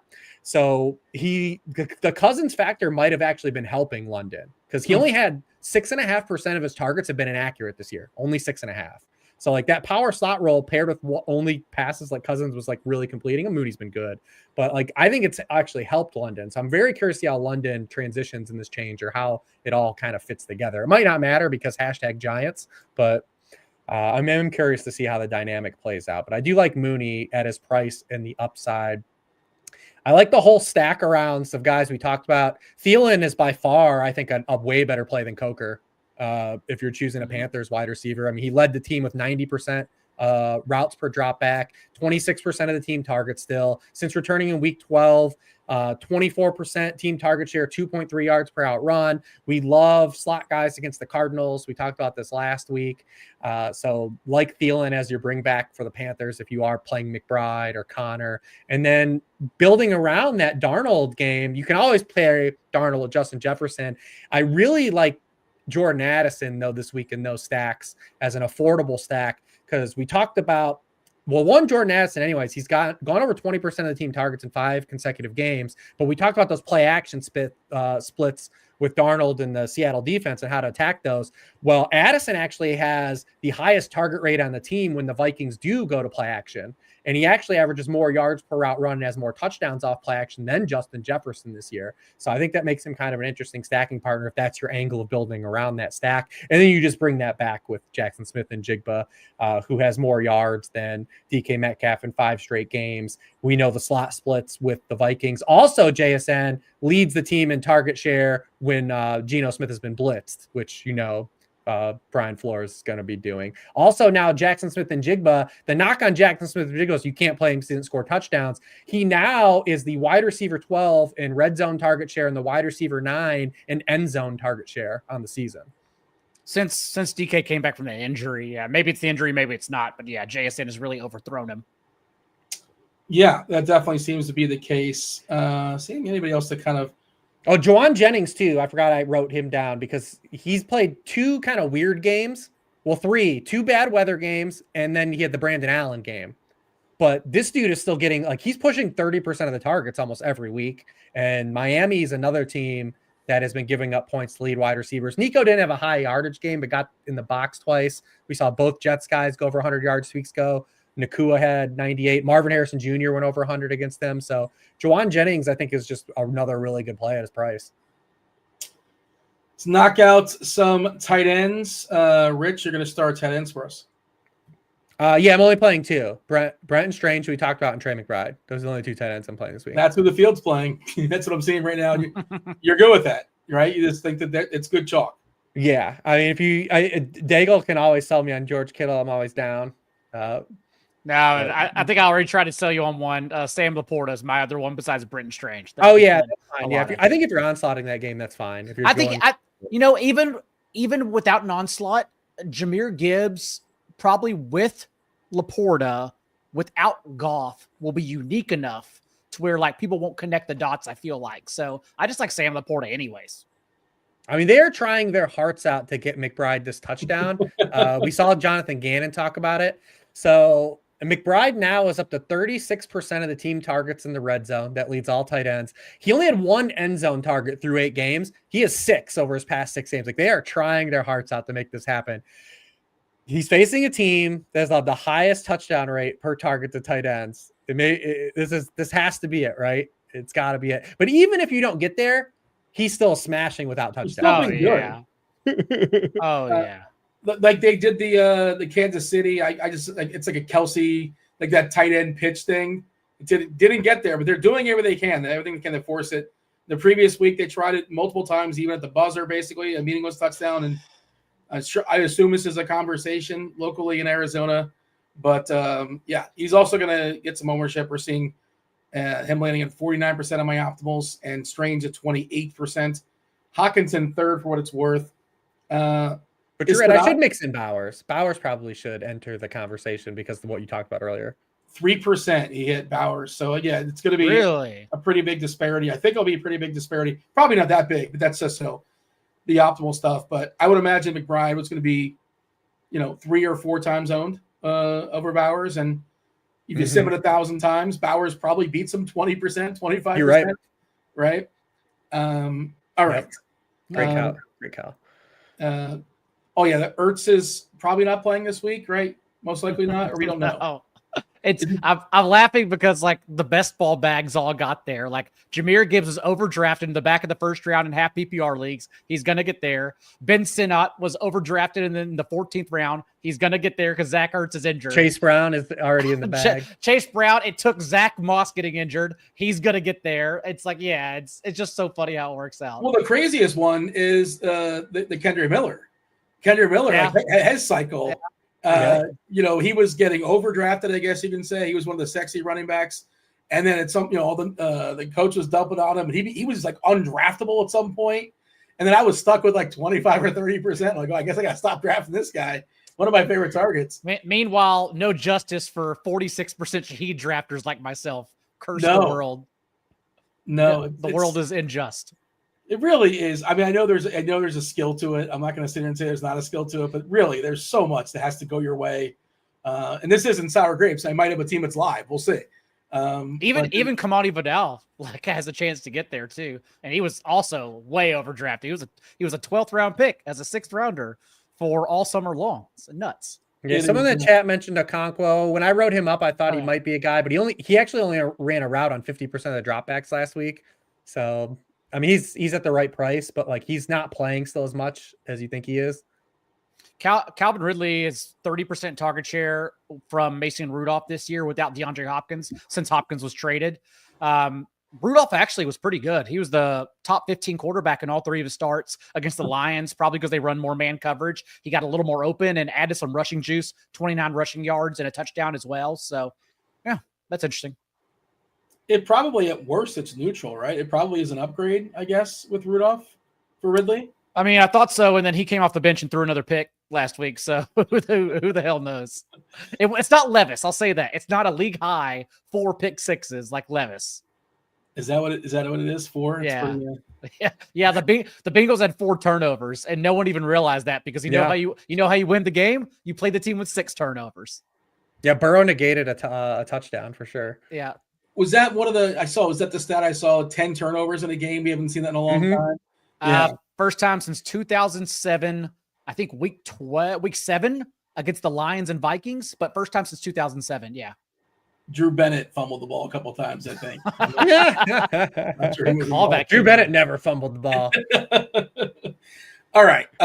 Let's just knock out a couple favorites before we transition to our movie this week. We're going to be talking about challengers.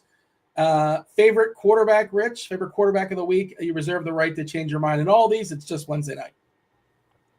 Oh, yeah, it's gross. I say large field, though. I still kind of like the Darnold, the Darnold moonshot, and then I don't know. It's bad. I mean, obviously, people are like Penix is going to be the cash game guy. It's bad. I don't think this is a good quarterback week at all. I do like the Jalen Hurts call out because we know that game environment is going to at least be competitive. And no one's going to get there because they'd rather find a 800, 900 for Josh Allen instead. Yeah. And like I said, I do kind of I think Kyler makes sense still, but whatever. I like your stat on Addison. You got me interested in Addison. I don't know if I have to pair him with Darnold. I'm fine with that, sure. But that's fine. Yeah. You're like, no, I'm not going to do that trade. I'll just do the mini JSN Addison stack. You could do that. You don't have to go the Darnold route. You can go mini JSN Addison. Yeah, that's sexy. Don't mind that at all. John, quarterback? At least on Wednesday right now, I'll tinker a little bit, but I really like 6 or 7 players from the Lions-Bears game. I really just like shortening the slate further and trying to get like a 60 burger between those 2 teams. And both those quarterbacks are in play for you, Caleb and Goff. Yeah, I prefer Goff. I really, really like the Goff side. Again, trying to soak up other touchdowns with Jahmyr Gibbs, since Jahmyr Gibbs is not just David Montgomery, as we all know. Like that dude's going to get every touch, including targeted as well. And the 3 games, by the way, that David Montgomery left early this year with an injury, Craig Reynolds totaled 1 touch in those 3 games. He was active for all of them. It was Jahmyr Gibbs who came off the bench, ended up scoring 2 touchdowns in all 3 contests. And how wild is it that he got hurt the week Sonic 3 comes out? Yeah, I was thinking about that. Yeah. Is it like Kyler Call of Duty? Is in again. Yeah, is it on purpose? Toyota-thon with Jordan Love? Is this on purpose? The people are wondering. Some are saying. There you go. All things considered, your favorite running back is who? Oh, man. Bijan Robinson is going to destroy the earth. Gosh, I wish James Cook was cheaper on DraftKings. They're pricing him like an RB1 when his touches are not that. His explosiveness has been. I'm going to wait to see ownership on James Cook, though. And then for large field, I'm going to tinker with Tajay Spears. I really think he can still get there, even if Pollard's active. Obviously, if Pollard's out, everyone's going to play Spears. So TJ is showing us, is that the Instagram of Jahmyr Gibbs? Is that what we're looking at? That's Jahmyr Gibbs switched his profile photo to Supersonic. That's Supersonic, yeah. Oh shit. Because it's over. It is 100%. absolutely over. 100% over, dude. So is Supersonic like their version of like eating the giant mushroom? Is that basically what is Supersonic? I don't know. I know the rings. I played Sonic enough, but what is Supersonic? Is that something in the Sonic world I'm not aware of? Do you know what? The closest way I could describe it is, are you aware of Goku from Dragon Ball Z? Only because you've mentioned it before during baseball season, I believe. But yeah, I'm aware of his existence. This would be their version of Super Saiyan, which is you turn all gold and you get really powerful. Fair enough. Yeah, he's the cheat code. He ate the Mario Star, Dean. There you go. That's another way of saying it. For the entire game, it doesn't wear off though. After the first quarter, he has that star the entire game. Rich, with that, this is why people like this podcast. That's the part of the show. 200 yards and 3 touchdowns. No one's here for Jordan Addison play action splits. I tell you that. I like it. I really like that stat. I got excited. I made a mental note like, we got to play some Addison this week. Yeah, but it's just Gibbs. You got to play Gibbs, man. This is it. It's the moment we've all been waiting for. Well, nobody's tuning this podcast. Oh, wow, Gibbs. I didn't realize. Oh, yeah, I guess. I didn't even think about it. But now, let me write that down. Like, at this point, week 16, you know to play. I love Montgomery. Rich, running back, what do you got? Yeah, Gibbs. Favorite. Play Gibbs. Just Gibbs. just Gibbs. I'll play him twice. Can I put him in? I would like to. Well, Dean, we talked about if we could play Detroit running back as one position, what we would pay for it. Now we're getting it. He should be 10K. He really should be Christian McCaffrey's price. That's also the argument for Gibbs. Yeah. And I'd probably pay 10K too. I probably would. It'd make it a little tougher, but I would spend down for those Mac Jones double stacks 100%. Yes. Okay. Favorite receiver, Rich, everything considered, is who right now? I'm trying to go. What games did we cover?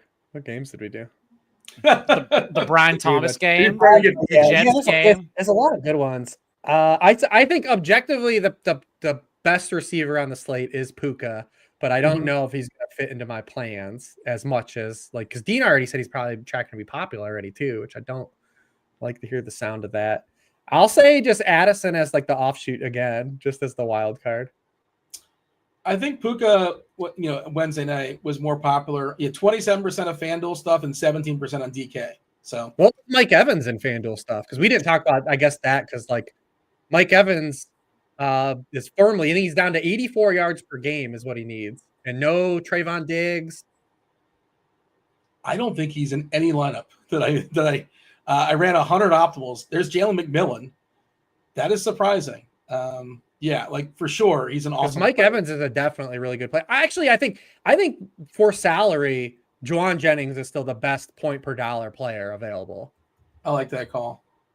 What Baker Mayfield was also asked today about getting Mike Evans to 1,000 yards, and Baker said he thinks about it more than Evans does. That tells you, especially being back at home. Evans grew up in Galveston, Texas as well. Dude, the yards are coming. No Trevon Diggs, the yards are coming. And by the way, if Diggs was out there, that'd probably be better for Mike Evans, honestly, this year. Yeah. He's just a name brand at this point. He's no longer any good. Yeah, he's like Sauce, Cook Gardner. I hit the Evans ladder earlier today. 67 was his number. 67? Maybe 67 in a hook. But still, it just seemed too low. And I got it up to 100. So yeah, because a lot of that is what seasonal average, right? What's Mike Evans' seasonal average? Probably about that. Yeah, probably around there. We know how these things happen. 68.1. Yeah, and now, but there's no Godwin. It's in Texas. Well, no. Look at his usage, man. It's everything you dream of for a feature wide receiver indoors. You guys already said it's the highest game total on the FanDuel slate. Mm-hmm. Yeah. Since he's been back, he's been targeted on 31% of his routes, 3.7 yards per route run. That's elite front end wide receiver one type of stuff. I thought it would be 71, 72, and I was shocked when I pulled it up. And this is not a victory. I was 67 and a half. Okay, I'll take 67 and a half. It's pretty good. And that stuff also tends to creep up. as you close in on the game, it goes up because people will bet overs, especially an hour before the game. Baker the last 3 weeks too has just been his bag. Like he looks like Brett Favre because he's just slinging it. Like it's not always good, but that dude is ripping it downfield these last 3 games too. He's been like really good. He's really, really good. Liam Cohen is the next dude getting hired, like 100%. Oh, for sure. Did I get your favorite receiver, John? You did not. I do. I'm going to tinker a little bit. I like Tyreek Hill. There is a universe. It's not this one. There is a universe, though. There's a universe where the 49ers and Dolphins play each other to like 31-28. Again, it's not this one. Imagine us telling us we weren't going to talk about this game at the beginning of the season. I know. We would have been like, what's going on? Like games, best ball stacks were built around this game. And this game probably doesn't even matter. But I do like Tyreek Hill. No one's going to play him. I think he's my most unique receiver. My favorite spin down is probably Tim Patrick, just to get some cheap environment if that game pops off. Mike McDaniel, a revenge game as well. We've already had it though. They played already. You're in Florida too. When did they play? Like last year? 2 years ago. It was actually Purdy came in the game. It was the game Garoppolo got hurt. Purdy came in. They absolutely waxed the Dolphins in the game. I remember because it was a double revenge game. The opening play or maybe the third play of the game, Trent Sherfield caught like a 70-yard touchdown. It was like a double revenge against the 49ers. My concern for that actually is the Dolphins side because the 49ers got all their defensive guys back and like the line with Bosa on and off the field, like their splits are awesome defensively. Yep. So like I do have a little bit of concern and with the amount of injuries the Dolphins have. So I do have more confidence in the 49ers side though. Like Purdy stacks could be in play again. Both teams are, they're still live. Yeah, they're live in theory. And it's also a 4:00 game. It's not a 1:00. 4:00 local time. I'm seeing. So it's not, West Coast, East Coast, 1:00. The Bengals are as well. The Bengals are live. The Falcons are live. That's why they made the transition to a quarterback who could, move, like literally just move. That's all they were looking for. So yeah, there are a lot of bad teams out there that we've all written off, probably aren't going to make it. But we all remember growing up and looking at SportsCenter, and they'd have that list. It was always the Tomlin Steelers. That list of things the Steelers had to do, like 20 things had to happen, and because of his magic, they would sneak into the playoffs. That's kind of like what all these teams are right now. He'll always get you 9-7. He'll get you 9-7. And sometimes he'll get you. Niners. I really do they get Bosa back. They got Hufanga back 2 weeks ago. They got Dre Greenlaw back too. Yeah. Maybe if Waddle's up, we start to feel a little bit better, but not great vibes. One more before we fully shut it down. Favorite stack? You want to say game stack? You want to say a team stack? Skinnies, one on each side. However you want to do it. Rich, give me your favorite stack right now. I say, we'll do the Justin Darnold, JSN, Jordan Addison. John? I'm trying to find different stacks for everyone, but gosh, I wish the market wasn't pushing back so hard on Mac Jones and Aiden O'Connell. But, why wouldn't it though? Because we know. He's like angry about it. Like we know the 5 players to play in that game, but no one's going to play them. I'll go Jared Goff, Gibbs, Laporta, Patrick, run it back with Keenan Allen. Just get them all in there. All right. We gave the people for week 16 an hour and 40 minutes. They are ready. They're good to go. Obviously, be alarmed. Stay tuned to news. The news flow matters even more so this time of year. Stay tuned to, Daigle at ETR and Hribar at Sharp Football Analysis, RG as well. Going to bring in TJ here. TJ's got a nice pup as well. We're going to be talking our. This is Sonic, and he says to lock Sonic, aka Jahmyr Gibbs, into every single lineup this week. Did you find Sonic for the bit, or was Sonic lurking in the room? No, he was upstairs. I called him down. Sonic, I need you for something real quick. Yeah, he's a lot more camera shy than Obi-Wan is. Rich, you're not camera shy, but you are dipping out because... Yeah, so I didn't get a chance to watch the movie, just life got in the way, but I want to watch the movie, so I would typically if I would just hang out, but I actually do want to watch this movie. This is one Jenny should watch with you too. So I do want to watch it, so I can maybe just piggyback and give a shortened review next week when we come on. So I just want Daigle to at least give. You also won't have watched the movie. Well, I'm probably going to be drawing dead for next week, but if Daigle gives it to me, I'm at least going to put effort in. So if you guys give me the assignment, maybe I give a double shortened review next week. Heck yeah. There you go. I do want to watch Challengers. Yeah, we're going to segue into that now. Rich, check out his content at Sharp Football Analysis. Rich, But I want Daigle to give me the movie. Oh, right now? Well, yeah. Or I guess he can put it in chat later. You're right. I could also just text you it, but yeah, sure. If it's not Anaconda, I'm gonna watch Anaconda and review that. you could do that too. That's fine. Can you just do the John Voight? Could you speak in John Voight all show? I can't. No one can replicate that accent.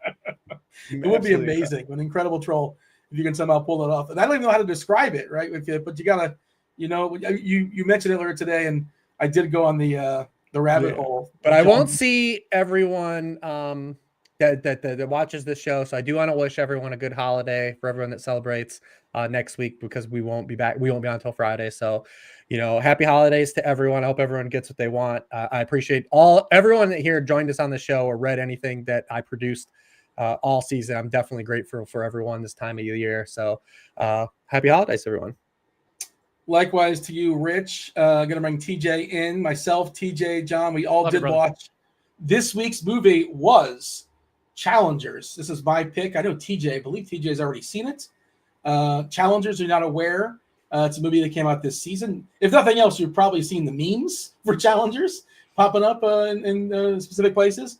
And I know it was nominated for a variety of things as far as the year, and it hit some year-end lists. And all season long, I've been teasing it. I'm like, this is the movie I've been wanting to watch.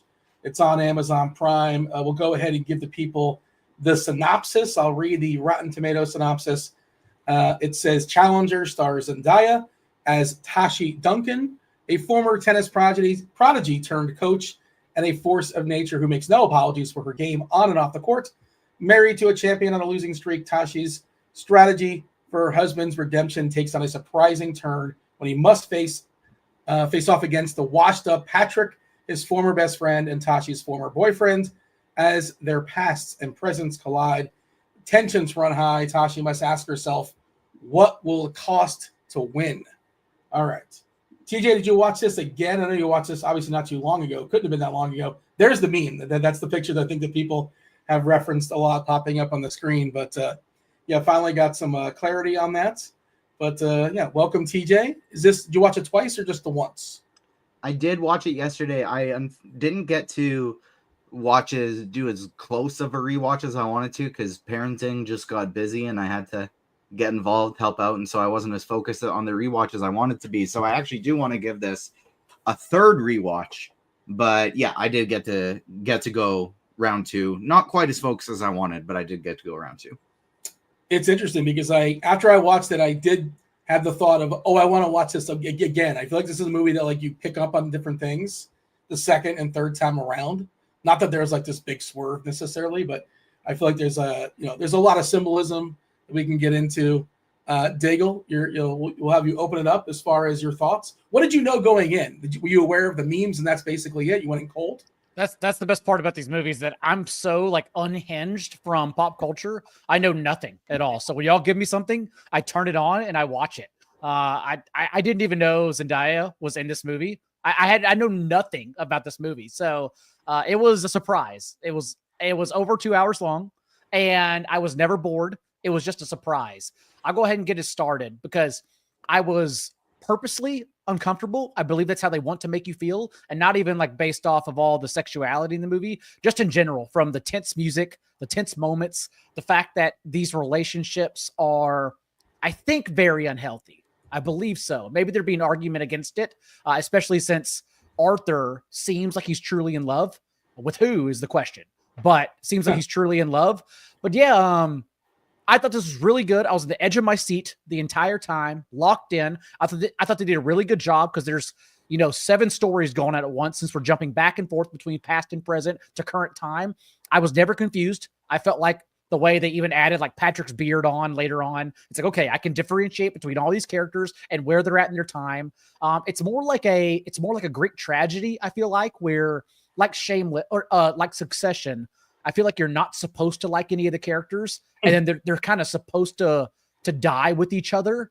That's not the ending, obviously. Spoiler alert, everyone knows we talk about the end where they end up Arthur and Patrick hugging each other. I think that's what happened when they jumped into each other's arms accidentally in the net. But overall, yes, I thought this was really, really good, honestly. The music, by the way, you mentioned, that was Trent Reznor and Atticus Ross, if you weren't aware. Okay. Didn't he also do all of no Radiohead did There Will Be Blood, right? I think Johnny Greenwood, I think did There Will Be Blood. Okay. Trent Reznor, I believe, did Social Network, I want to say. That's it. I knew he did one other movie his entire self. Okay. Yeah.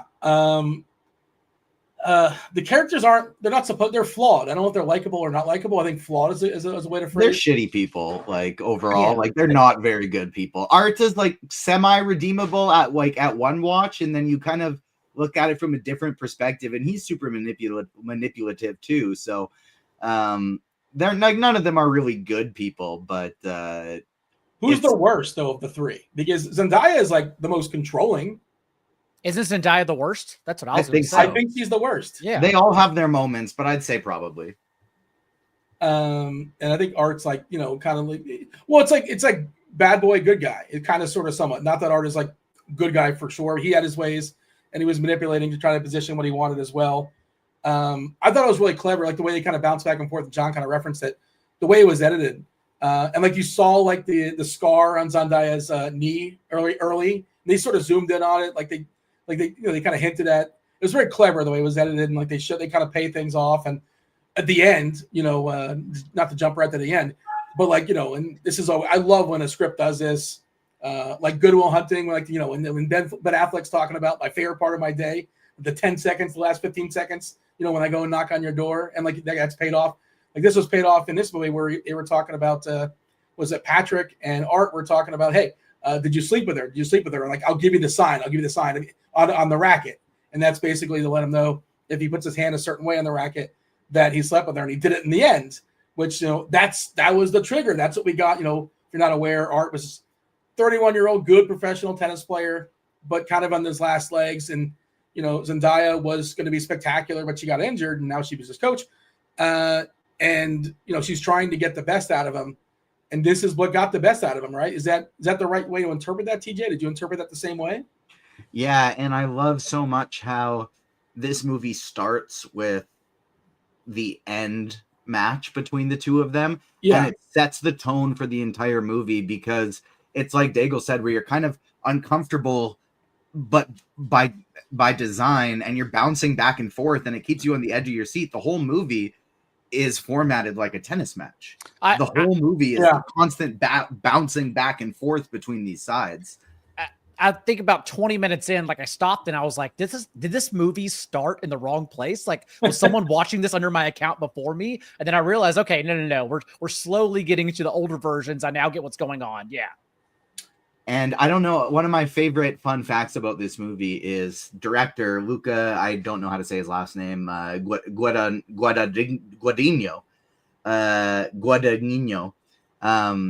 Have you guys seen Oscar contender last year, Past Lives? I might have. Heard of it, but I don't think I watched it.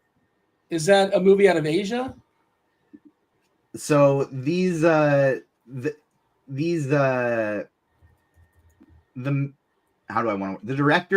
writers for Challengers and Past Lives are married, and they have these two, and Past Lives is a movie about like a woman reconnecting with her childhood love, and in another life they could have been together, and she loves her husband, but this guy from her childhood brings something different. And it's like, what is going on in these two's marriage that Challengers and Past Lives are coming out a year apart? Like, some stuff is going down with the third person in their marriage. But it's also interesting that this has really skyrocketed Luca's career going forward with Challengers. Like, he's got a lot of other big stuff greenlit. Another, I think, award contender buzz type movie from this year, Queer with Daniel Craig, that he did, is coming out, and now he's going to be doing the American Psycho remake as well. Oh, I didn't know he directed Queer as well. Yeah. Okay. No, I'll have to go see that. I did a little research as well, and I was curious, and I saw what inspired this. According to what I saw, and who knows, but apparently the writer was inspired by when Serena Williams was taking on Osaka in a match, and they just kind of like the idea of like these two powerhouses taking on each other. And then somebody else kind of referenced that it sort of coincides with Roger Federer's career. Roger Federer's wife she was a tennis player as well, and she had like a career-ending injury. And then the way they were like at the beginning of the movie on Sports Center where they're talking about art and Tashi's watching it. Yeah, you almost could have like just copy and pasted that segment and put it about Federer's name, like going up against Nadal. It's like Federer's had this great career, but he's never able to beat Nadal here. That's really what it felt like with Art's thing at the beginning. Are you guys big tennis fans? I used to be. Like, I like tennis, but just I don't have time for it. You know what I mean? So I don't really know what's going on in tennis these days. There's one guy that like is kind of like a hothead, but he's apparently really good. I can't remember his name, but I was just thinking about like 31. You're kind of toast at 31, right? That's basically when it's over, especially for the women. I know it's not. We're talking about 31-year-old guy, but the women tend to burn out quicker. Unless her name's Serena Williams. Yeah, well, she's obviously an anomaly. And the only thing I thought was weird too is like that. We had Zendaya was going to college, and the way I remember is like the best women tennis players are playing at like 16, 17, 18. Again, maybe that's a little bit different, I suppose. And I don't know if that's the way it is now. I can't really speak to it, but I just thought that was interesting. And they did mention like, why are you going to college? Like, what are you doing? Go make some money on the tour. While you're in your prime. Just a random thought. I wasn't sure if you guys had any opinions on that. I used to watch a lot of tennis. It used to be one of my favorite sports. When I lived in Australia, I went to the Aussie Open several times, which, by the way, the first Saturday of the Aussie Open, I don't know if people are aware, but it's called Heineken Day in Australia. And what everyone does is they dress up in their best white formal outfit. And so I wore like a white button up and a white coat. I wore like a white suit, basically. It's the summer in Aussie as well. So it's like Fahrenheit 105, 110. It's ridiculous. There's no ozone in Australia, so it's extra hot as well. But everyone just dresses up in their best white and goes and gets absolutely tanked all day outside the Aussie Open. I bet you have some good stories on that. Everyone is Charlie Day in white. It is insane out there, and I attended a couple of those. Yeah. Is Heineken big in Australia? I wouldn't think. That's just who sponsors. I don't even know if they sponsor the Open. I think they just maybe sponsor like all the beer outside of it, or at least most of it. So yeah. And by the way, Foster's is actually a joke. Yeah, it's a joke in Australia. It's gosh, what's the one I had a lot of? Carlsberg. I have to think about it again. Green bottle. Yeah, I've seen that's like German though, isn't it? Carlsberg. Yeah, I had to think what I was always getting on draft. I can't remember like whatever their cheat. I can tell you that Bintang is Indonesia and that Chang is Thailand beer, but that's all I know from that side of the world. I can't remember, but yeah, Heineken Day. That's what everyone needs to attend in Australia. But it's cool also because they have like a free lawn. Like, if you go out to a park and there's a giant theater and like events out there, like that's what the Melbourne has for the Aussie Open. They have an open area where you can just come and like buy drinks and hang out, almost like a giant food truck yard. And that's so awesome. Like we would go and just like sit on the giant bean bags and drink beers and then watch the game from the theater outside while you could hear the cheers coming from the stadium. It was incredible. So the ending of this movie, it reminded me of another movie. I'm curious if you guys, I guess we can talk about the ending because it's up to interpretation, and you guys kind of hinted at it, like if maybe not. We might have different conclusions, but I thought it reminded me of Whiplash. Have you guys seen Whiplash? I assume you've seen Whiplash. Of course. Yeah, one of the best movies of the last 10 years. Multiple times. It was not fair that Whiplash and Birdman were in the same category for best film because those are like two of my quietly my favorite films ever. I think both are beautiful. Most people think that Birdman probably shouldn't have been there. I think I feel like I loved Birdman. I thought Birdman was fantastic. I got to give it another rewatch, I suppose. I remember thinking it was fine, but I liked how it was all one shot. I know it wasn't all one shot, but it kind of felt like it was all one shot. I always appreciate that. Speaking of that, there's like a 3 or 4 minute scene in this movie that's all one shot, the fight in the dorm, which I thought was incredible. You remember they had a fight in the dorm? When she's doing yoga at the end? Yeah, that was all one shot. Oh, I guess they come in, they follow him from the shower. Yeah, you're right. I didn't even think about that though. Yeah, because it's all continuous. Yeah, I thought that was. I'm a sucker for a Warner. But the last scene reminded me of Whiplash, and like, Zendaya, like as the coach, she did what she had to do to push. She finally got her pupil, her husband, to elite status. At what cost? I guess is the question, right? But yeah, he sort of turned he hulked up, if you will. He all of a sudden became this incredible. Summoned his peak tennis abilities, and I guess you kind of hinted at it, TJ.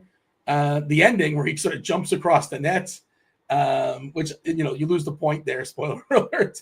And then that's where they leave us. They don't. I guess it was. Well, it's because it's what you touched on earlier. Is which one was he really in love with? And I think his friend made him in love with tennis, whereas with Zendaya, he just wanted a wife. He didn't want a coach. He just wanted a wife and to move away with his daughter and his wife and be happy. But it's with his buddy having that tennis match, given it they're all against each other, that made him fall in love with the sport, that made him fall in love with his friend. And that's what we get at the end of it. And one thing I kind of forgot to bring up at the beginning, but what hammers this movie home is so incredible to me is the performances from those three. Like they're just the chemistry and tension at all times between the three of them is impeccable. Dude, the tension is crazy because I'm someone like The Office. And I know it's very cliche. The Office is like my favorite sitcom, at least of all time. But also there are times where I still close my eyes when I watch The Office, knowing what happens because I can't do cringe. Like I get embarrassed by secondhand cringe. And this movie this movie is nothing. Oh yeah, that's the moment right there that kills me. I fast forward. Yeah, it's like I can't do it. I can't do it. I know it's all acted, but I can't watch it. Scott. This movie is just constant being uncomfortable on purpose due to the sexual tension and the homoeroticism between everyone. Yeah, TJ, if you said fell in love with his friend, you mean as a friend, or you mean possibly as more than that? And I guess that's kind of. I think that's what's left up for interpretation, yeah. and I like it, like because it's clearly more than a friendship, but it also is like how much of that is a part, like a life partner, a sexual type relationship, or how much of it is a love for a friend that is pushed down because of misogyny and patriarchy in the world that says, no, you can't act that way with your friends. You got to be tough. You can't feel that way to a friend. And I think that's left up for interpretation, which is part of what makes it fun. But I also think like he definitely loves Zendaya, and I'm not sure if Zendaya loved him because he told her several times like I love you, and what'd she say? I know. Was that her response? I think it was I love you. I think she said I know. I think that's what her response was. It wasn't I love you back. And he several times throughout the movie like how could nobody not love you? Like you're the most lovable person. Yada yada. And then like the other friend there was the threesome scene that wasn't really a threesome, but we did the other two guys making out, and they kind of cut it there. But the other guy, we saw him on Bumble or one of those sites, and he was looking at dudes and women. Remember, so like, and both. True. I didn't even think of that. You're right. Yeah. Yeah, there was guys in the mix. He was looking at both. So, by the way, Helen, quite attractive. Call me Helen. The one he matches with, the one that he never actually meets. Yeah. At least Helen's face on Tinder. By the way, reach out, Helen. I'm on this show every Wednesday. I don't know who Helen is. Helen is Haley Gates for the record. I don't know who that is. Well, Haley Gates. I thought she was Helen. Yeah. But either way, it was like she was Helen. It was a 5-second clip. It was literally just like a 5-second Tinder match where she basically got blown off actually because Zendaya was taking away some attention. Do we know who these actors were? A rebound from Patrick. I'll at your boy in the Big Six show every Wednesday. TJ, who Mike Feist, Josh O'Connor, they were both very good. Do we know, were they big elsewhere in other worlds? Is this their kind of so they are two of the biggest upcoming younger actors. Mike Feist started in West Side Story with Rachel Zegler, and he had a really big role in that. He was recently in Bike Riders with Austin Butler, Tom Hardy. He's going to be in more stuff going forward. And then Josh Connor is going to be one of the lead roles in the next Knives Out movie now. Okay. Yeah. I could see their careers on the up. But you mentioned, what was the guy you mentioned? You guys mentioned American Psycho, and then you mentioned the guy who's going to be starring in American Psycho, right? What was the guy's name? You just threw it out there. The guy who played Elvis, right? Yeah. Austin Butler. Oh, yeah, it is. Yeah. Do we like that? Do we like that casting? There are we've had this conversation before about male movie stars under 40, and Glenn Powell really skyrocketed that list in a short amount of time. What people like so much, when people are fan casting Patrick Bateman, so many of the actors they're fan casting are like 40 years old. And there aren't that many in their 20s still that are like hot young actors who could do it, right? And that's what I don't like. When Christian Bale did Patrick Bateman, I think he was 23 or 25. Like, he was young when he did that performance. And so Austin Butler, looking it up right now, is 33, so still significantly older. But there aren't that many actors that you think of that are like in their early 20s as guys who could do a Patrick Bateman type of role. Chalamet, I don't know if he fits the part, but it's a name just to throw out there, I suppose. I didn't know we need a remake of American. I'll watch it. I'll for sure watch it. Apparently, it's going to be like another. Yeah, we don't need it, but apparently, it's going to be like a new adaptation of the book. So it's not like a shot-for-shot remake of the first movie. It is a different person's take on the book. By the way, Mad Max in the chat chiming in saying Birdman absolutely warrants a second watch. So I'm going to give that a second watch. Maybe when football season winds down, John, we'll put it on the list, and I will capitulate if I'm wrong on that one. Mad Max also mentions the Ricky Gervais office being unwatchable if you hate cringe. And yes, I agree. But I will say, no one knows this, but like I think the greatest comedy ever invented in our lifetime that I listen to once a year, I'll go back every offseason and go through the entire archive because they still live on YouTube, is the Ricky Gervais Sirius XM shows that he did with Carl Pilkington and Steve Merchant. And there's 5 seasons. There is tens of hours upon hours of every radio show they ever did. And all they did, because they were younger writing The Office at that time, all they did was like show up hungover and then just talk to Carl and bounce questions off him. And I still think it's like the greatest comedy of all mankind.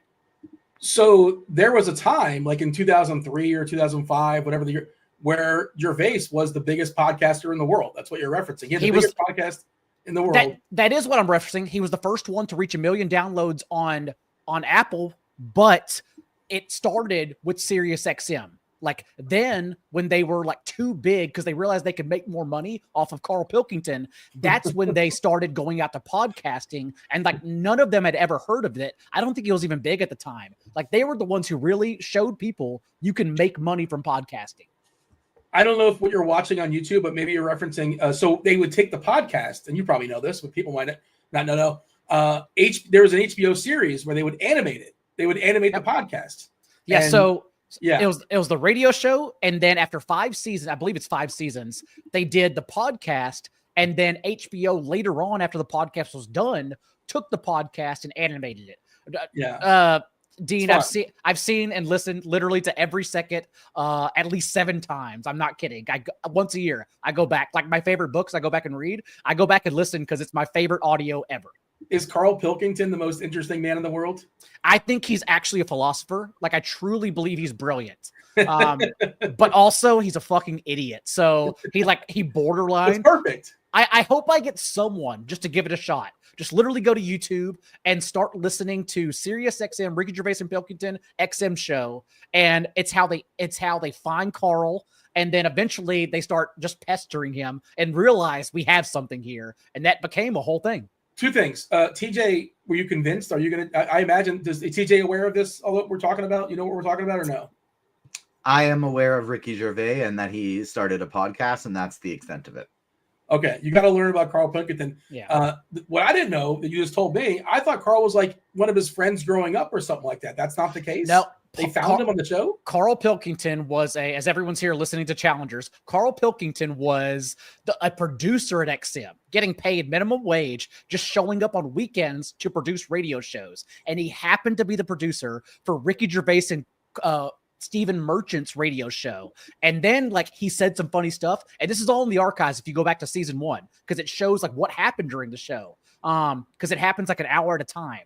And he just started saying some stuff, and Ricky, like, I think it started poking out, like, this guy, like, may have something. And so then eventually it became, they would involve him in segments. They would ask him questions. And then that became allowing him to create his own game shows, which becomes Monkey News. And I don't know all this. The best one's Educating Ricky. Just look up the YouTube video, Educating Ricky with Carl Pilkington. And, like, he goes on trying to teach Ricky things, but like it's still, again, they're still the funniest things you'll ever hear, Dean. Just go back and listen. And they go on This a story sounds a lot like when the Pick Six show discovered producer TJ Zworich and added into the show. Sure. That's kind of what it is. Yeah. With comics instead, but yes.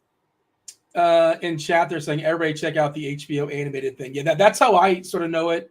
I never listened to the podcast, but there's obviously a lot of crossover there as well. And it goes back to like 95 if you start from the beginning. It's all worth it though. It's all amazing. But also I'm like a completionist. This is why I had to stop playing what do you call World of Warcraft like when I was in college, because I realized I wasn't able to step away. This is also why I don't play video games in the middle of NFL season, because I will get addicted because I'm a completionist and I won't stop. So I wait and hold off everything until the football season's over now. Gervais has the best laugh. Like it's the best. Yes. Like when he breaks, his laugh is amazing. Yes. Yeah, it's really, really spectacular. All right. Back on track as far as challengers. Anything else we want to say as far as this movie? I want to see it again.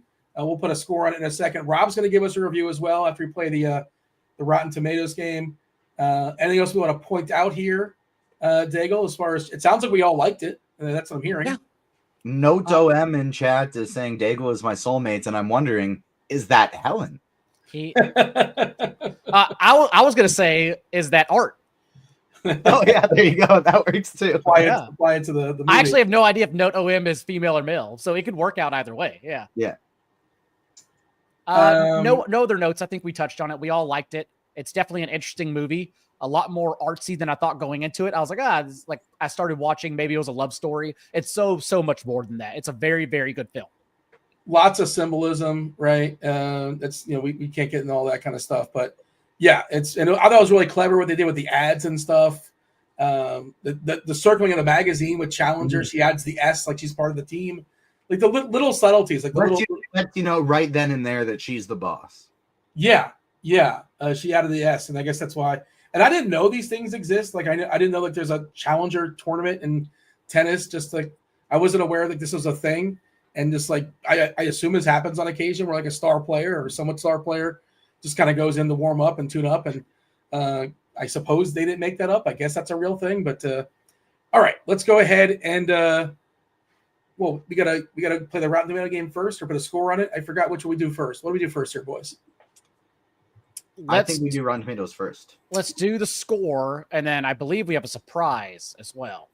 Yes. Okay, so TJ, you're going to go first. I have it in front of me. Give me the IMDb score 1 through 10. I will go 7.6. Okay. And now, John, you can play, if you want to play some strategy here. It's just heads up right now. Oh, yeah. No. We're going to go for real. I'm not going to play Price is Right, which would actually work. We always say it when there's 5 people on this show, but it'll actually work this time. Yeah. Let's go. I mean, this is artsy. It has to be liked, right? So let's go 8-2.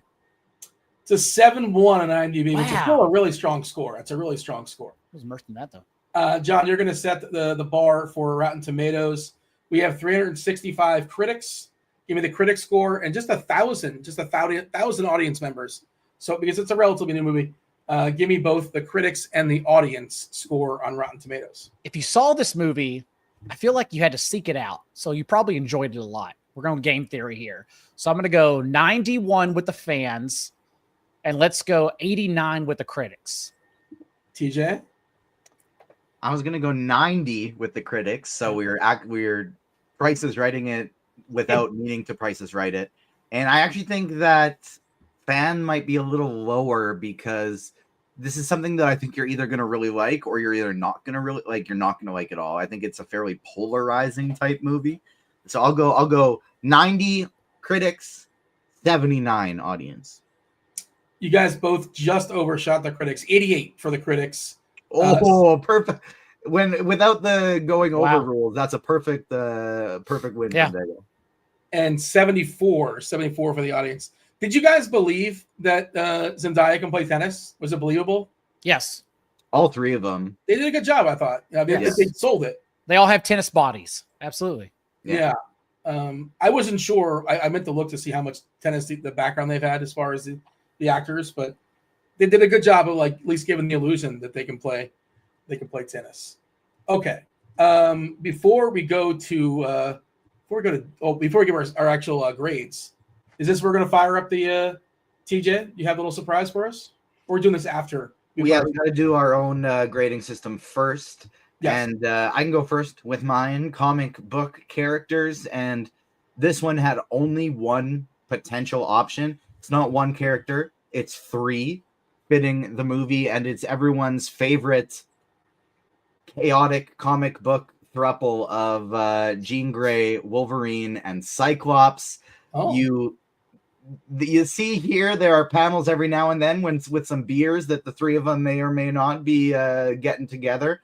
But even in the movies, that's something that you got Wolverine, who's kind of like the bad boy. You got Cyclops, who's the Boy Scout good guy, who, I mean, maybe not in a relationship because he always cheats on his partners. But you got the Boy Scout, you got the bad boy, and you got Jean in the middle, and it's a perfect fit for this movie.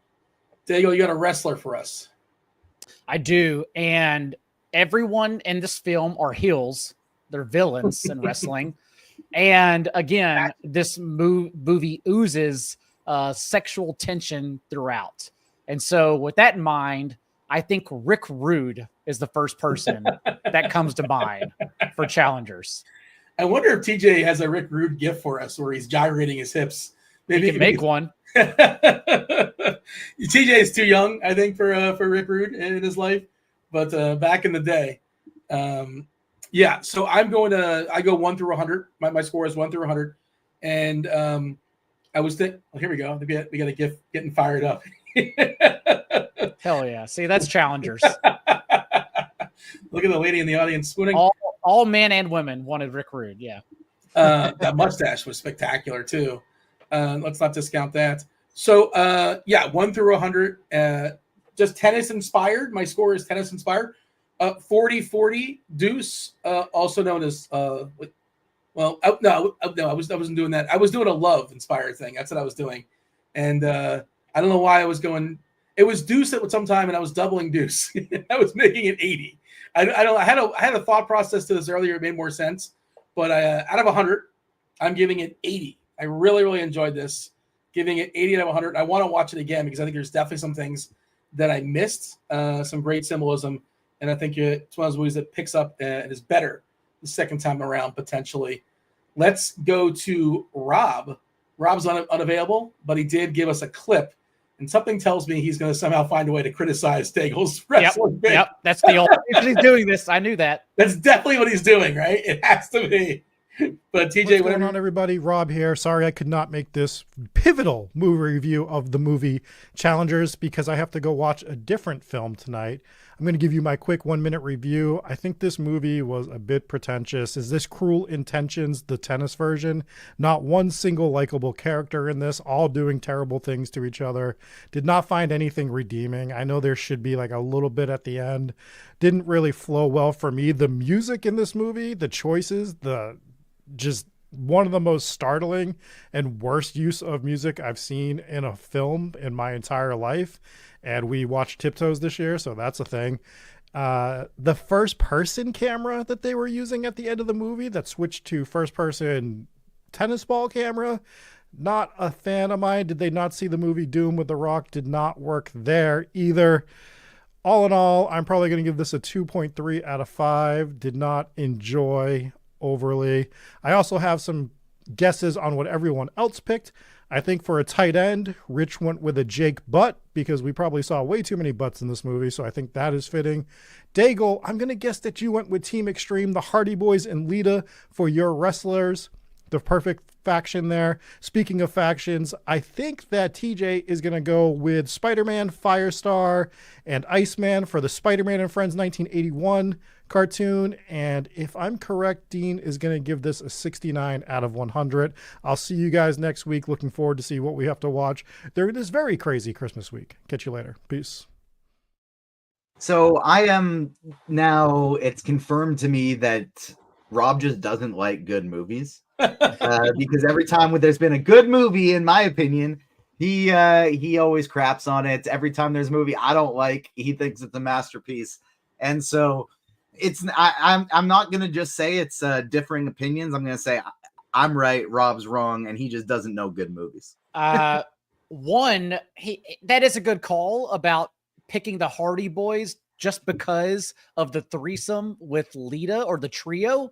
But also, I already picked Broken Matt Hardy a few weeks back for a movie, so I didn't want to repeat. Lots of wrestlers to get to throughout the seasons. And then also, unlike Rob, and he said it, we got a little bit of a glimpse of hope, a redeeming ending. But I think I actually like when there's no redemption. I kind of like the Greek tragedy thing. Like Cormac McCarthy's my favorite author. I talked about earlier going back and reading books every year. I always go back and read The Road, No Country for Old Men, and Blood Meridian's my favorite book of all time. The Road is the only one, by the way, that had a happy ending. The rest, evil always wins out. And that's also the only reason why Oprah picked The Road for her book club, which then made everyone a Cormac McCarthy fan, which is not fair. Like, he was a great author before he made Oprah's book club. Is this like you discovered the favorite band, and now everybody's your favorite? This is yes. I discovered the band first. Yes, you can't like them. I discovered all the pretty horses first because I took Western literature classes in college in Texas, where Cormac McCarthy's like taught to you in your blood. Like, he's the greatest prose writer of all time, and yet Oprah took him because The Road. Like, no, read Blood Meridian instead. I regress though that I enjoy when there is no redeeming qualities at the end, and thus every bad character just continues to get worse in their life.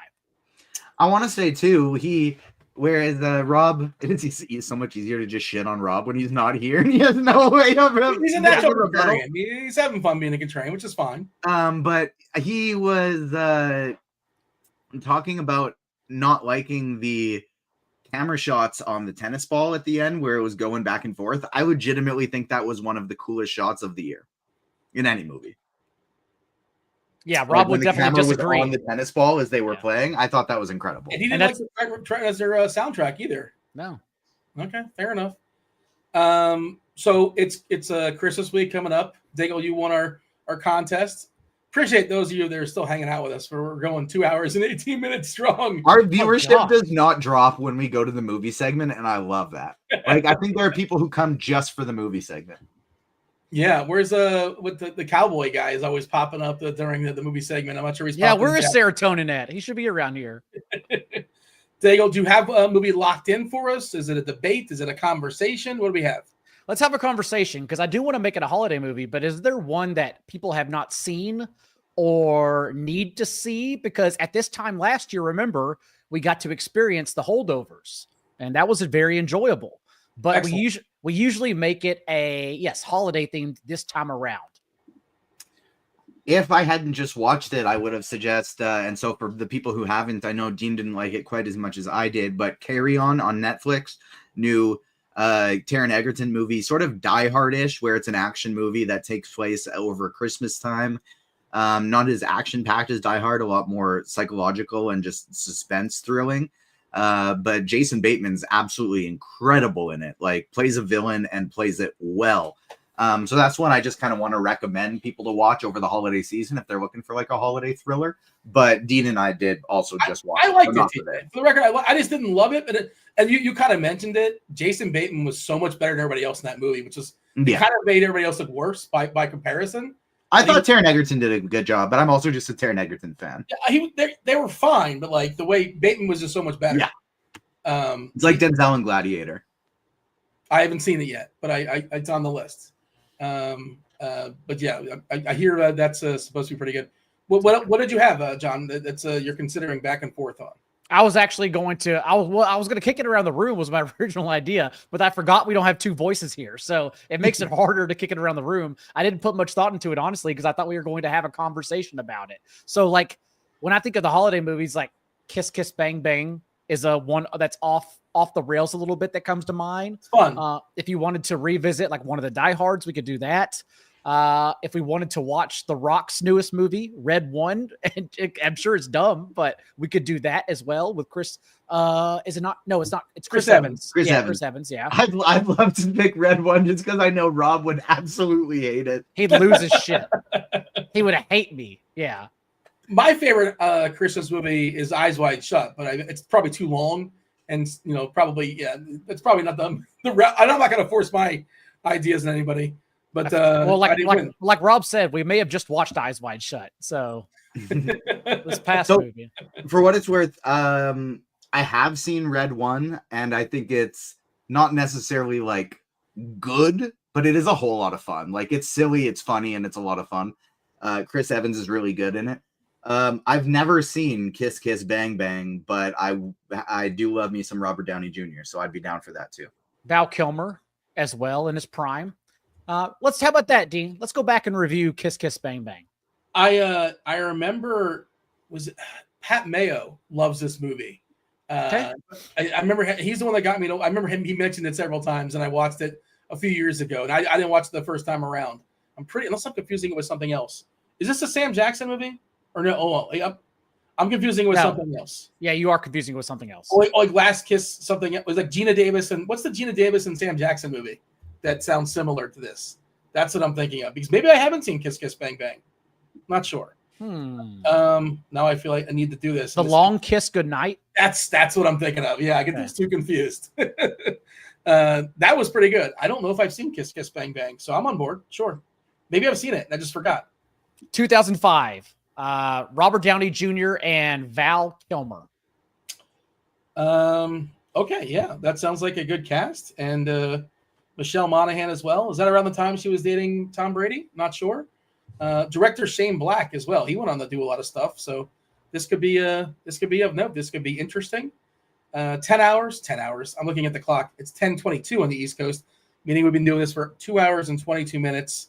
We're locking in Kiss Kiss Bang Bang. Again, we're going to be on Friday, 1 o'clock on the East Coast. A little bit different because, the holiday schedule, the Christmas schedule. Christmas is actually Wednesday night. So if you didn't catch that at the beginning for whatever reason, I assume you did. You don't just jump to the end. Maybe you did. That's when the show is on next week for week 17.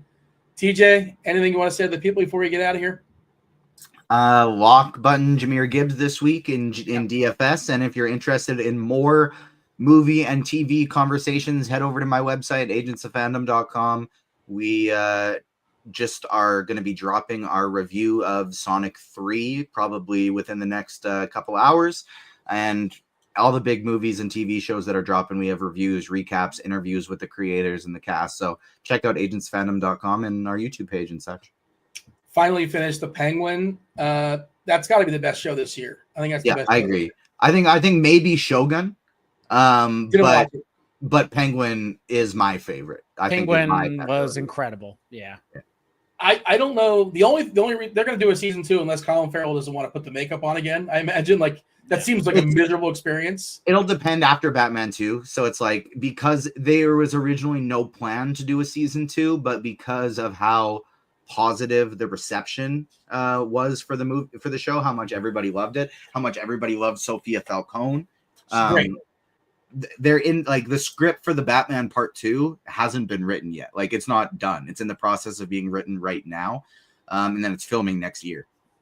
So a lot will depend on how that goes, what happens to Sophia and Oz in that movie, depending on, they're probably going to be in it more now than they originally were going to be, and then see where it picks up from there. But there's definitely conversations about a season 2 being made where it wasn't originally the plan, just because everybody loved it.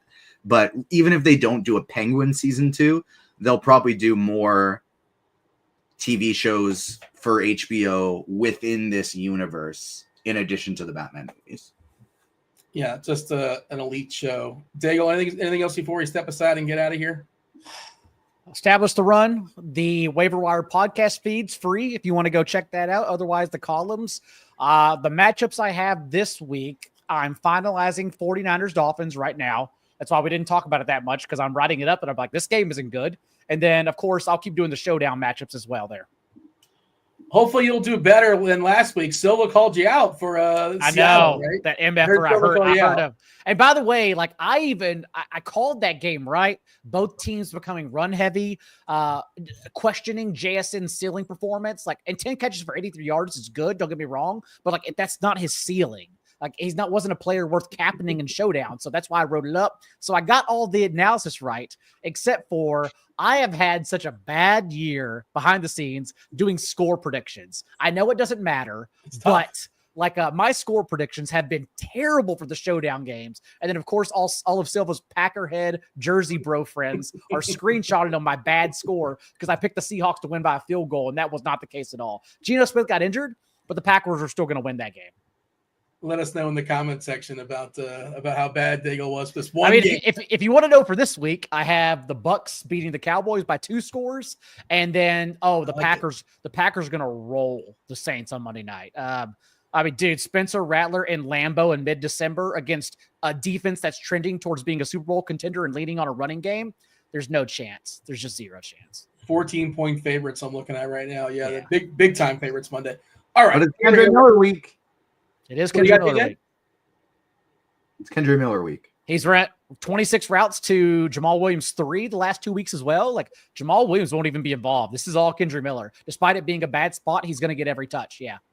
And if you still, if you're in a Survivor league like Rob, Packers probably look pretty good for Survivor if you still have them lurking somehow. Okay, do appreciate y'all listening. Go win something. That was TJ. That was Daigle. Rich. We'll catch Rich next week. And of course, I think maybe we'll get Rob back as well. This was the Pick Six Show. We're out of here. Oh.